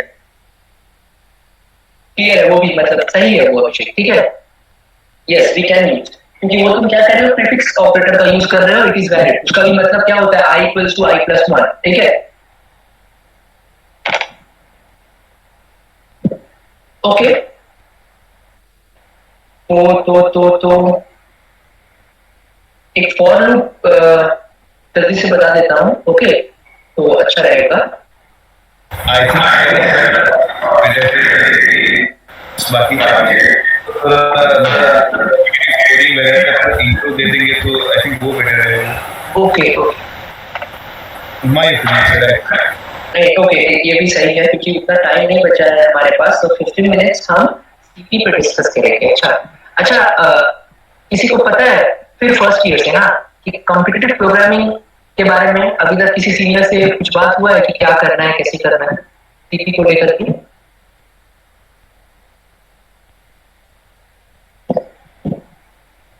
एनीवन?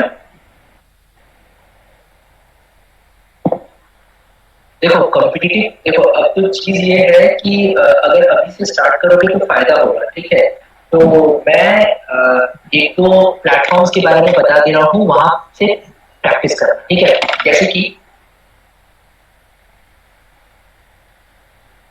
देखो चीज समझना, आज के टाइम में मैं तुमको कोई क्वेश्चन दिया करने को, ठीक है, तो फर्स्ट ईयर में अभी जब तुम लोग सी प्रोग्रामिंग करोगे तो तुम्हारे दिमाग में क्या होगा, यार कैसे भी करके आउटपुट लाना है।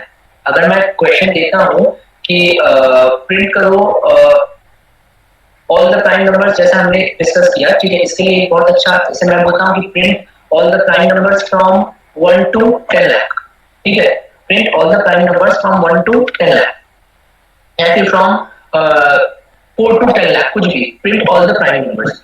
तो अब तो ये तुमसे बन जाएगा। देखो मैं तुमको बता रहा हूँ, अगर तुम्हारे पास लूप्स का कंसेप्ट है, अगर तुम्हारे पास डेटा स्ट्रक्चर का कंसेप्ट है, तो तुम कंडीशनल ऑपरेटर्स का कंसेप्ट है, तुम मैक्सिमम प्रोग्राम कर सकते हो, इजीली कर सकते हो। लेकिन कॉम्पिटिटिव प्रोग्रामिंग में सिर्फ आउटपुट लाने से नहीं होता है, बात समझना, पहले ये चीज समझो, कॉम्पिटिटिव प्रोग्रामिंग में सिर्फ आउटपुट लाने से नहीं होता है, ठीक है।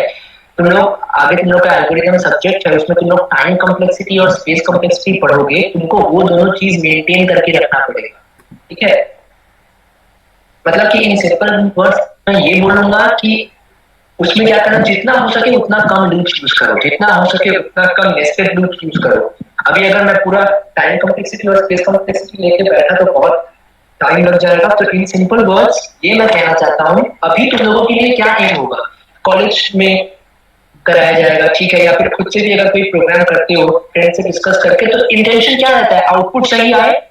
लेकिन कॉम्पिटिटिव प्रोग्रामिंग में सिर्फ करेक्ट आउटपुट लाने से कुछ नहीं होगा, ठीक है। एरर है टाइम लिमिट एक्सीडेड, ठीक है, मतलब एक गिवन कॉम्प्लेक्सिटी में तुमको वो परफॉर्म करना होगा। जैसे कि मैं तुमको बोल दिया, मैंने तुम्हें कोई क्वेश्चन दे दिया, मैंने बोला कि यार तुम बस एक ही लूप यूज कर सकते हो, ठीक है, तो अब वो तुम कर सकते हो, लेकिन उसके लिए मान लो तुमको 2 या 3 लूप्स लगेगा, लेकिन मैंने तुमको बोल दिया है कि no only 1 loop is allowed, ठीक है, तब तुमको उसमें डिफरेंट एल्गोरिथम्स यूज करना पड़ेगा। तो this is all about competitive programming. ठीक, कॉम्पिटिटिव प्रोग्रामिंग अभी के लिए इतना जान लो कि just getting the output won't work in all the cases. Okay, तुमको कोड को सिंप्लीफाई करना पड़ेगा। अब तुम लोग बोलोगे सिंप्लीफाई करने का मतलब ये नहीं है कि छोटा लिखो, ये लिखो, कॉम्प्लेक्सिटी आता है, ठीक है। अभी के लिए जानो जितना हो सके उतना कम लूप्स यूज करो, ठीक है। डिफरेंट स्ट्रेटेजीज है, बहुत सारा एल्गोरिथम्स है, वो तुम लोग आगे करोगे, ठीक है। तो प्रैक्टिस कहां से करें ना, सबके दिमाग में ये आता होगा हैकररैंक, कोडशेफ।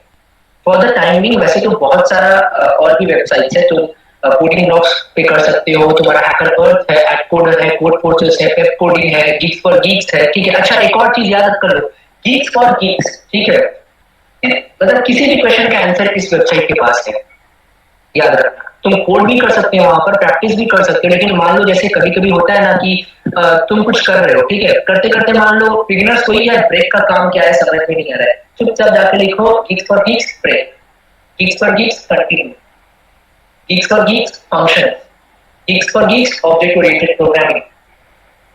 मेरे लिए तो यार एक मतलब ऐसा वेबसाइट है कि देखो वैसे तुमको पूरा डेप्थ में कुछ नहीं मिलेगा वहां पर, ठीक है, लेकिन कभी कभी होता है ना कि शॉर्ट टाइम में बहुत कुछ सीखना पड़ जाता है। कि मान लो जैसे कि किसी कॉन्टेस्ट में बैठे हो सपोज, ठीक है, ऑनलाइन कॉन्टेस्ट चल रहा है और अचानक से मान लो ऐसा होगा नहीं, अगर तुम उस लेवल तक पहुंच गए तो तुम प्रिंटर का सिंटेक्स भूल गए, ठीक है, तो अब तुम कोई यूट्यूब ट्यूटोरियल खोलो या कुछ करो, उसमें तो टाइम लगेगा ना। तो Geeks for Geeks best website है, ठीक है, फॉलो करो, ठीक है, उसमें मतलब जिस्ट में सब कुछ करेक्ट किया रहता है, प्रैक्टिस भी कर सकते हो गीक्स फॉर गीक्स पे। और जो बेसिकली कॉम्पिटिशन के लिए कोई नेट আছে একটু মানে एक बार देखो मैं एक चीज दिखा रहा हूँ, सपोज करो कि ब्रेक, ठीक है,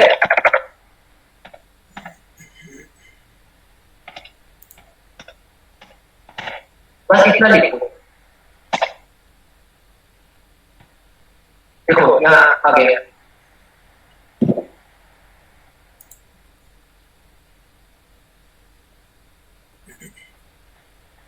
सिंपल इंग्लिश में यहाँ तुमको सब कुछ मिल जाएगा, ठीक है। कोई भी डाउट हो सिंपल इंग्लिश में लिखो, जीएफसी बोलो, गीक्स फॉर गीक्स बोलो। यहाँ मतलब देखो हो सकता है कि यहाँ बहुत कुछ ना मिले, ठीक है, लेकिन जितना होना चाहिए नॉलेज वो तुमको गीक्स फॉर गीक्स से मिल जाएगा।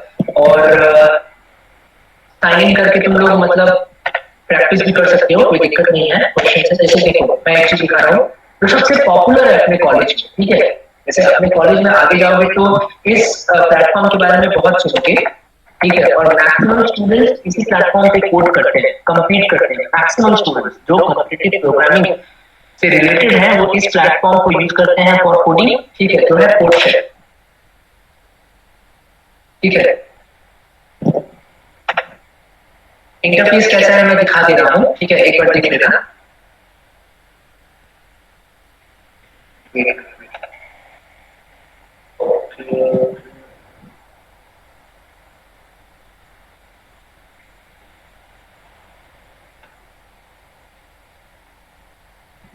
देखो तो ये रहा कोडशेफ का वेबसाइट, ठीक है। तो पहले कंप्लीट में मत जाना, ठीक है, कंप्लीट मतलब यहाँ पर कंप्लीट कर सकते हो students from all over the world, ठीक है। तो इसमें आना, लेकिन पहले क्या करना है, यहाँ देखो प्रैक्टिस एंड लर्न का ऑप्शन है, ठीक है। प्रैक्टिस एंड लर्न पे practice problems bye difficulty level, ध्यान से देखो, प्रैक्टिस एंड लर्न पे practice problems bye difficulty level, इस पे क्लिक करना, ठीक है, देखो बिगिनर, इजी, मीडियम। तो अगर तुम बिगिनर हो, बिगिनर पे क्लिक किया है, ऊपर से स्टार्ट नहीं करोगे, बिगिनर पे क्लिक किए एकदम नीचे चले जाओ, एकदम नीचे, एकदम नीचे, एकदम नीचे, एकदम नीचे। Okay, bottom to top difficulty increase होता है इसमें, ठीक है। तो पहले तुम हाँ नीचे से क्वेश्चन करते जाओगे, नीचे से क्वेश्चन करते जाओगे, धीरे धीरे तुम्हारा लेवल इंक्रीज होगा, ठीक है। Bottom to top difficulty increase होता है।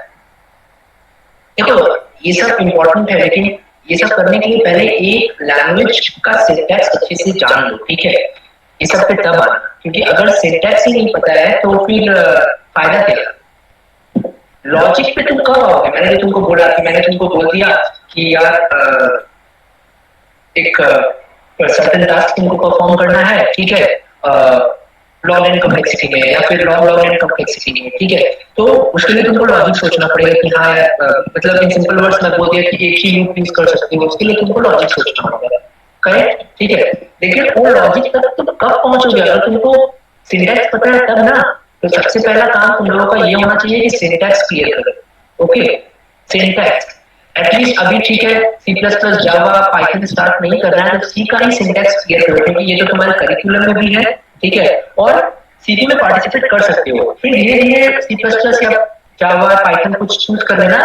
सी मतलब जो कि ऑब्जेक्ट ओरिएंटेड प्रोग्रामिंग लैंग्वेज नहीं है, उतना मैटर नहीं करता है, लेकिन जैसा कि मैंने बोला कि कॉम्पिटिटिव प्रोग्रामिंग में मैटर करता है कि जितना बिल्ट इन फंक्शंस है यूज करो, लेकिन तुम्हारा आउटपुट आना चाहिए, ठीक है। आउटपुट आना चाहिए, विद इन कॉम्प्लेक्सिटी आना चाहिए।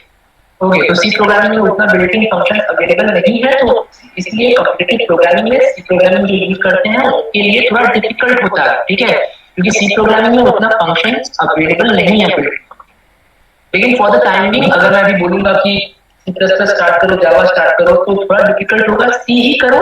और जो मैंने बोला कि अगर सिंटैक्स पे ग्रिप आए, ठीक है, तो यहाँ से तुम क्वेश्चंस कर सकते हो, और नहीं तो और एक दिखा देता हूँ।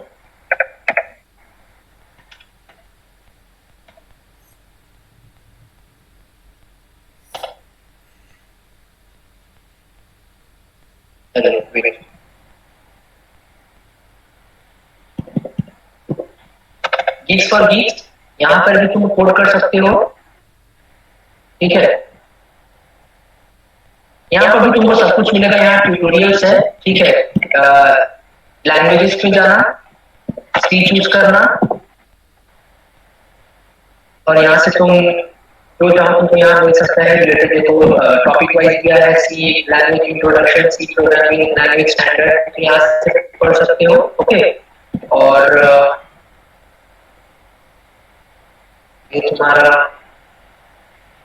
हो गया। ये जावा प्रोग्रामिंग लैंग्वेज, मतलब जो तुमको पसंद है तुम कर सकते हो, साइन इन करके तुम कोड भी कर सकते हो। इंटरप्ट करना चाहूंगा। कमेंट में एक लड़के ने पूछा है कि it is important for everyone because I am from E department. तो मैं अपना ओपिनियन इसमें पूरा देना चाहूंगा कि पहले क्या होता था कि हम लोग को कॉलेज में बोला जाता था कि एप्टीट्यूड पढ़ लो, इंग्लिश पढ़ लो और तुम्हें प्लेसमेंट में आराम से मतलब जॉब लग जाएगी। लेकिन अभी का सिनेरियो क्या है कि अगर तुम्हें एप्टीट्यूड आता है और इंग्लिश आता है तो तुम बस 3 लाख से लेके 3.5 लाख के जॉब पर भी पढ़ सकते हो, और उससे थोड़ा हायर लेवल जो 4 लाख का जॉब है या 4.5 लाख का जॉब है उसमें कोडिंग राउंड होता है, और उसमें बहुत सिंपल क्वेश्चन पूछते हैं कि तुम्हें प्राइम नंबर प्रिंट करना है या फिर तुम्हें 1 से लेकर 100 तक वो नंबर प्रिंट करना है जिनका डिजिट्स में मतलब दोनों डिफरेंट है, जैसे 10 1 2, लेकिन तुम 1 1 प्रिंट नहीं कर सकते क्योंकि डिजिट सेम है। तो मतलब यूनिक आना चाहिए उसको, हम यूनिक नंबर। तो ये सब बहुत बेसिक क्वेश्चन पूछते हैं, तो वो 4.5 लाख का जॉब हो गया। और उससे अगर थोड़ा हायर लेवल पे जॉब जाना चाहते हो, क्योंकि भाई ऑब्वियसली सब लोग तो मनी माइंडेड है ना, बेस्ट चाहिए लोग, मतलब 6 या 6.5, एग्जैक्टली 6 से 6.5। तो वहां पर क्या होता है, तुम्हें 1 घंटे में 3 क्वेश्चंस करने हैं कोड, तो वहां थोड़ा डिफिकल्ट हो जाता है अगर तुम्हें कॉम्पिटिटिव कोडिंग नहीं आता। कॉम्पिटिटिव कोडिंग क्या करता है, तुमने एटलीस्ट लाइफ में 5 से 6 क्वेश्चन प्रैक्टिस कर लिए, तो उसके बाद तुम्हारे लिए बहुत इजी हो जाएगा कि तुमने क्वेश्चन देखा, तुम्हारे हाथ चल गए, फिर तुम सोच रहे हो अच्छा मैं ये करूंगा, लेकिन उसके पहले तुमने सिंटैक्स वगैरह लिख दिए, तुम्हारा हाथ चलते चलते तुम सोच रहे हो, तो उससे क्या होगा, तुम जो अर्नब ने बोला बिल्कुल एकदम सही बोला। ओके, सजेस्ट करता हूँ। देखो चीज क्या है कि ऐसा नहीं है कि अगर तुमको प्रोग्रामिंग नहीं आता है तुम कुछ नहीं कर सकते हो, ठीक है। लेकिन देखो सबका तो अलग अलग एम होता है। बहुत लोग हैं जो बिजनेस सेक्टर में जाना चाहते हैं, बहुत लोगों के दिमाग में गवर्नमेंट जॉब है, लेकिन जो कि इंजीनियरिंग कर रहे हो इतना कॉन्फिडेंस रखना कि एक जॉब सिक्योर कर सको। और अगर तुम्हारा कोडिंग स्किल्स अच्छा है, भले ही तुमको डेवलपमेंट ना आए, ठीक है, डेवलपमेंट इज वेरी इंपॉर्टेंट, ठीक है। तुमको अगर डेवलपमेंट पसंद तुम डेवलपमेंट करो, ठीक है। तुमको अगर एमएल में इंटरेस्ट है, एआई में इंटरेस्ट है, अगर आगे इंटरेस्ट होता है साइबर सिक्योरिटी, क्लाउड कंप्यूटेशन, सीखने को बहुत कुछ है। लेकिन जस्ट वन थिंग कि अगर कोडिंग आता है तो इतना ट्रस्ट करो कि जॉब सिक्योर रहेगा, ठीक है। बेसिक भी अगर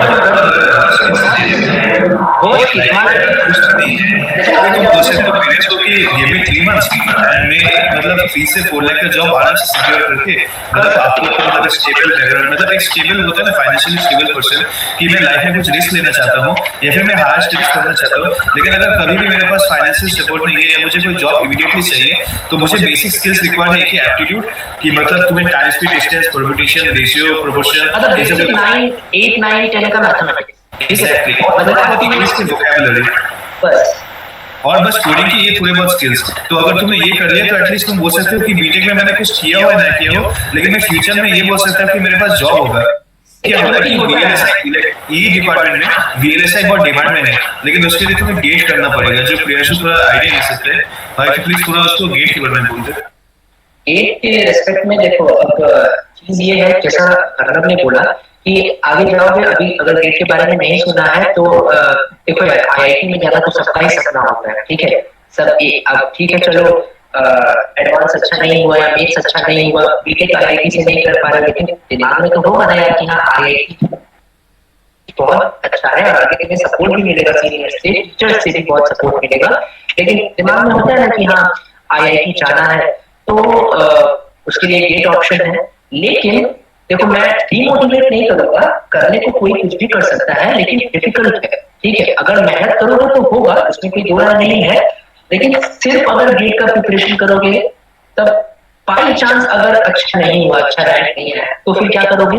लेकिन अगर कोडिंग स्किल्स है तो ट्रस्ट में बहुत सारे सॉफ्टवेयर कंपनीज, ठीक है, बहुत सारे स्टार्टअप्स कहीं ना कहीं लग ही जाओगे, और अगर अच्छा खासा स्किल्स है तो अच्छा अर्न कर सकते हो, ठीक है। देखो मेरा एक पर्सनल एडवाइस है, ये पर्सन टू पर्सन वैरी करेगा, ये मेरा पर्सनल एडवाइस है। गेट का एग्जाम देना, अगर अच्छा रैंक आता है, अगर कोई अच्छा कॉलेज मिलता है एनआईटी या आईआईटी, आराम से 2 साल एमटेक करना और फिर पैसा ही पैसा, ठीक है। लेकिन अगर अच्छा रैंक नहीं आता है तो किसी नॉर्मल कॉलेज से एमटेक करने से बेटर ये है कि तुम कोई कंपनी ज्वाइन कर लो, ठीक है। कोई प्रोडक्ट बेस्ड कंपनी अगर नहीं भी मिलता है तो कोई सर्विस ओरिएंटेड कंपनी ज्वाइन कर लो, ठीक है। क्योंकि नॉर्मल कॉलेज से तुम वहां पर 2 साल एमटेक के लिए दोगे, उससे बेटर ये है कि तुम किसी कंपनी में अगर 2 साल काम करते हो तो तुम अच्छा खासा एक्सपीरियंस गेन करोगे, और उसके बाद तुम प्रोडक्ट बेस्ड कंपनी जैसे गूगल हो गया, माइक्रोसॉफ्ट हो गया, आईबीएम हो गया अप्लाई कर सकते हो। ये पर्सन टू पर्सन वैरी करेगा ये कंपनी, लेकिन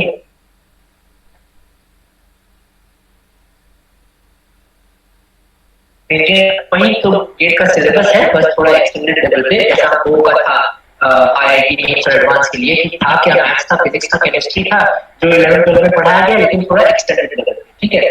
तो मेरा ये एडवाइस होगा कि गेट के लिए फुल प्रिपेयर करना, लेकिन साथ में बहुत सारा ट्यूटोरियल्स है, ठीक है। तो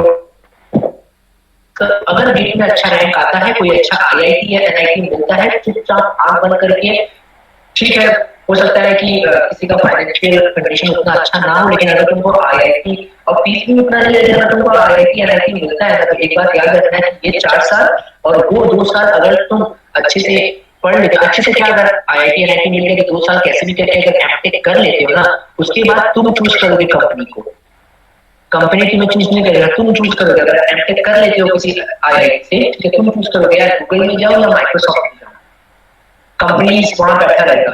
देखो होता क्या है आईआईटी में क्या होता है कि नंबर ऑफ स्टूडेंट्स कम रहते हैं, कंपनीज ज्यादा रहते हैं। सोचो, तो तुम चूज करोगे क्या, तुमको 5 जगह से ऑफर आया है, तुम चूज करोगे क्या मुझे आईटीआई में जाना है या गूगल में जाना है। लेकिन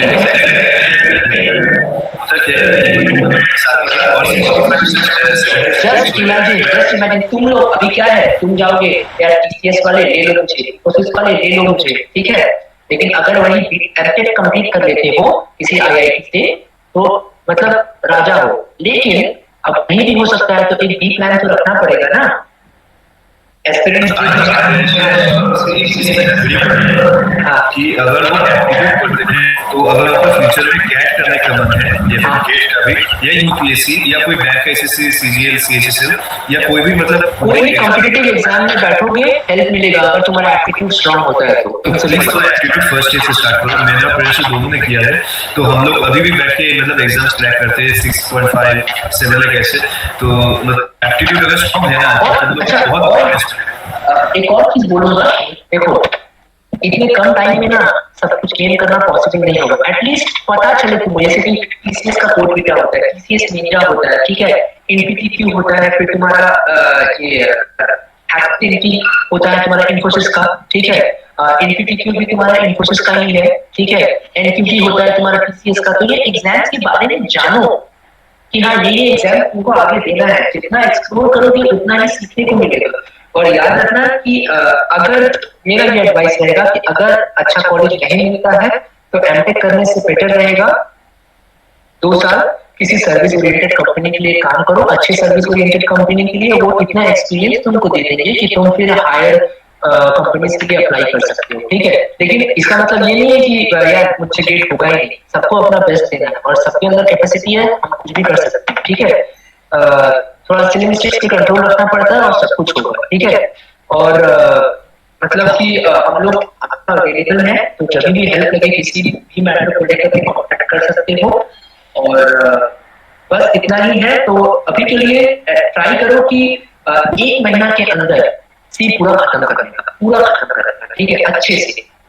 क्वेश्चंस जीएमजी पे ना क्वेश्चंस पड़े हुए हैं, जाके खाली जैसे ऐसा करो। अभी तो मैंने तुम लोगों को एक बहुत इंपॉर्टेंट चीज बताया है, पॉइंटर्स, ठीक है।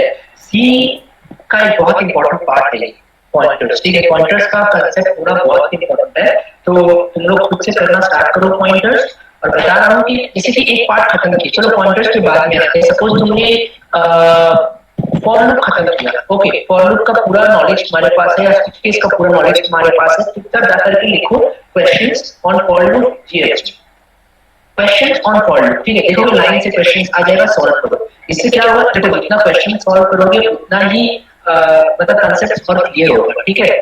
तो ये रहा, और अभी से प्लान करो, ठीक है। मानता हूँ first year second year environment के लिए होता है, ठीक है, बिल्कुल सही, लेकिन साथ में अगर प्लान करते चलोगे तो third year and fourth year में उतना प्रेशर नहीं आएगा। क्योंकि अगर प्लानिंग नहीं होगा तो थर्ड ईयर फोर्थ ईयर में ऐसा लगेगा कि यार पिछला 2 साल तो कुछ किया ही नहीं, अब तो बहुत कुछ करना है, ठीक है। इसमें तुमको प्रोजेक्ट प्रिपेयर करना पड़ेगा, अच्छा रेज्यूमे बिल्ड करना पड़ेगा, तो ये आसान नहीं है। साथ में गेट का प्रिपरेशन रहेगा और प्रिपरेशन रहेगा, और फिर अगर कोई मतलब अगर कैट है, एसएससी है, कुछ भी देना चाहते हो, ठीक है, सीटीएल देना है तो उसके लिए भी प्रिपेयर, ठीक है। तुम्हारा बैंकिंग सेक्टर से है, आरआरबी का एग्जाम हो गया, कुछ भी हो गया, ठीक है, उसके लिए अपने आप को प्रिपेयर करो।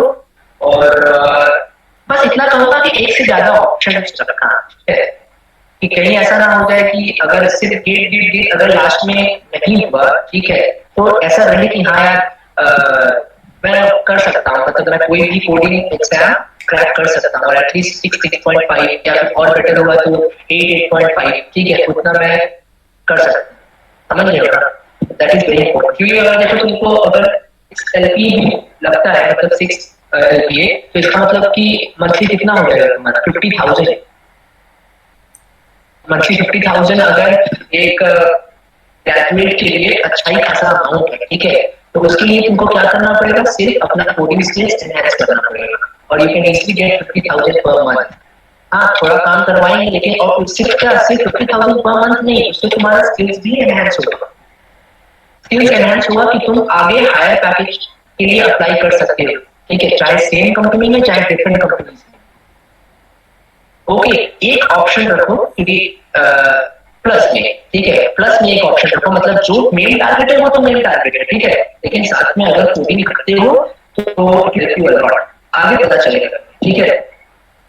और धीरे धीरे ऐसा, पहले तो एक लैंग्वेज को सीखो कि तुम सीपी में एंटर कर सकते हो, ठीक है। बहुत क्वेश्चन सॉल्व करना होगा, चाहे कोटक का हो, चाहे हैकररैंक का हो, हैकरअर्थ का हो, बहुत क्वेश्चन सॉल्व करना पड़ेगा, ठीक है, अगर वो 50,000 पर मंथ अचीव करना है तो।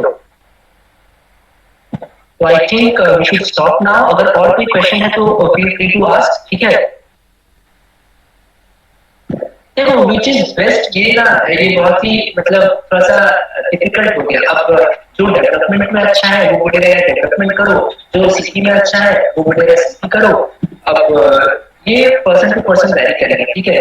इतना तो गारंटी है कि देखो अगर जहां मन बैठे वो कर लो, बात सही है, जो अच्छा लगे वो कर लो। लेकिन हाँ अगर सीपी करते हो ऑप्शंस गिव यू मोर, इतना मैं गारंटी के साथ कह सकता हूँ। अगर तुम एक अच्छे प्रोग्रामर हो, okay you will have more options, तो खुद तुमको समझ जाएगा। कॉलेज भी बोलेगा कोड बीटा दो, इनफिनिटी दो, एनक्यूटी दो, निंजा दो, बहुत कुछ है, ठीक है। सीपी में जॉब की कमी नहीं रहेगी, सिंपल, ओके। और कोई क्वेश्चन किसी का भी पूछिए।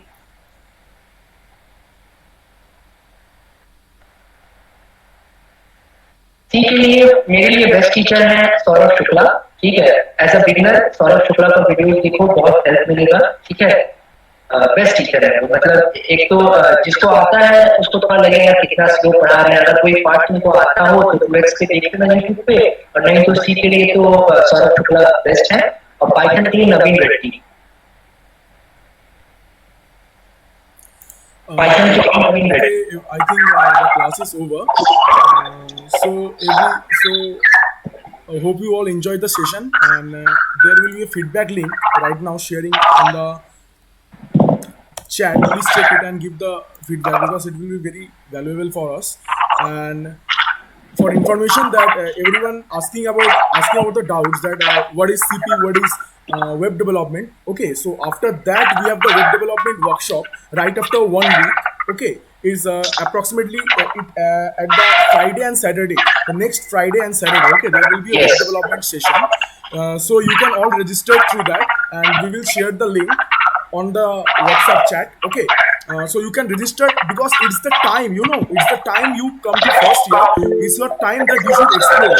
Okay, it's the time you all should explore what are the things. Okay, someone have doubt that they should do C programming, someone have doubt that they should do web development, and someone have doubt that they should do machine learning. Okay, so first you have to explore all the fields. Just like in class 10 you have explored that what is history, what is economics, and what is science, and approximately with respect to that you take science, that science is my subject. Okay, in class 10 you learn all the things and you explore all the things, and then you take science. Right now you have to choose among the three, four things. Okay, there are many technologies, but you have to explore first which should you do first. Okay, so the next session will be web development, then we have app development, and then we have machine learning. Okay, so you can explore in the rest three. Means you can explore, or you can join our workshop in the next three. Okay, the registration link will be shared again in the WhatsApp chat. Okay, and hope you enjoy the Priyanshu sir's class. And after that also we will also conduct a training session. Okay, training session will be 14 days. That will be a master class. Okay, that you will actually become perfect in any field. That will be the master class, the training course of 14 days. That will be also taken by Priyanshu sir. Okay, so after that we will conduct a test. And the best person will get a chance to get an internship with us. Okay, we will hire interns because we require that right now. And after the class we will take a test whose points will be the best, and he will get a chance to work with us. So that's another opportunity. So right now the recorded video will be shared to us, and please watch it and do whatever Priyanshu sir told you right now. Okay, because CP is actually a great thing. Okay, but you should develop, you should also explore all the fields. Okay, first, because you do not know which field is yours, you should first explore. Okay, देख लो पहले तो 1-2 महीना इस पे study करो कि क्या अच्छा लगे, जो अच्छा लग रहा है वो करो, as simple as anything. ठीक है? So the feedback link has been shared to the chat. Okay, so everyone please give your valuable feedbacks over here, and the recorded video will be mailed to tonight and you will all get the links in the WhatsApp chat also, and we will also provide the registration details, okay, of machine learning, web development, and app development. So hope you all enjoyed the session, and जाओ यार chill करो, everything is perfect. और हाँ, ज्यादा tension नहीं लेना है। हाँ, अभी तुम लोगों के पास बहुत टाइम है, फर्स्ट ईयर में हो, एंजॉय करो, लेकिन साथ में बैक ऑफ योर माइंड ये चलना चाहिए कि हाँ ये सब सबमिट करते रहना। That means ये टाइम से अगर तुम लोग करते हो तो तुम लोगों के ऊपर जो प्रेशर है ना वो कम रहेगा। That is why this is called the best time to explore, okay. इस टाइम से अगर करोगे तुम्हें थोड़ा थोड़ा करके तुम आराम से निकल जाओगे। यही चीज सेकंड ईयर से स्टार्ट करोगे, तुम्हें दौड़ना पड़ेगा ज्यादा, ठीक है। थर्ड ईयर से करोगे तो और ज्यादा भागना पड़ेगा, लेकिन this is the best time, you should explore right now, okay, everything. So और एक और चीज मेरे दोस्तों, अगर तुम लोग कुछ करते हो जैसे सी प्रोग्रामिंग अच्छा है तुम्हारा या एप्टीट्यूड है इंग्लिश, तो तुम्हें बहुत रेस्पेक्ट मिलेगा देखिए क्लास में। लोग बहुत अप्रिशिएट करते हैं अगर कोई अच्छा स्किल है तुम्हारे पास, तो या फिर एप्रिशिएशन के लिए या फिर तुम शो ऑफ कुछ भी बोल सकते हो, तो स्किल्स बहुत मैटर करता है, क्योंकि तुम्हें यूनिक बनना है ना, कोई भी एवरेज नहीं बनना चाहता। तो वो एक चीज है कि तुम कॉम्पीट कर सकते हो। तुम्हारे मतलब फेस्ट होंगे, कूड़ाथॉन्स होंगे, हैक फेस्ट होंगे, वहाँ पर तुम अगर अच्छा पार्टिसिपेट करने के बाद अच्छा रैंक आता है तो वो मतलब बहुत मैटर करता है। वो सर्टिफिकेट तुम मतलब दिखा सकते हो जाके इंटरव्यू वगैरह। okay, so everyone got the points, and so now you all can leave, the session is over.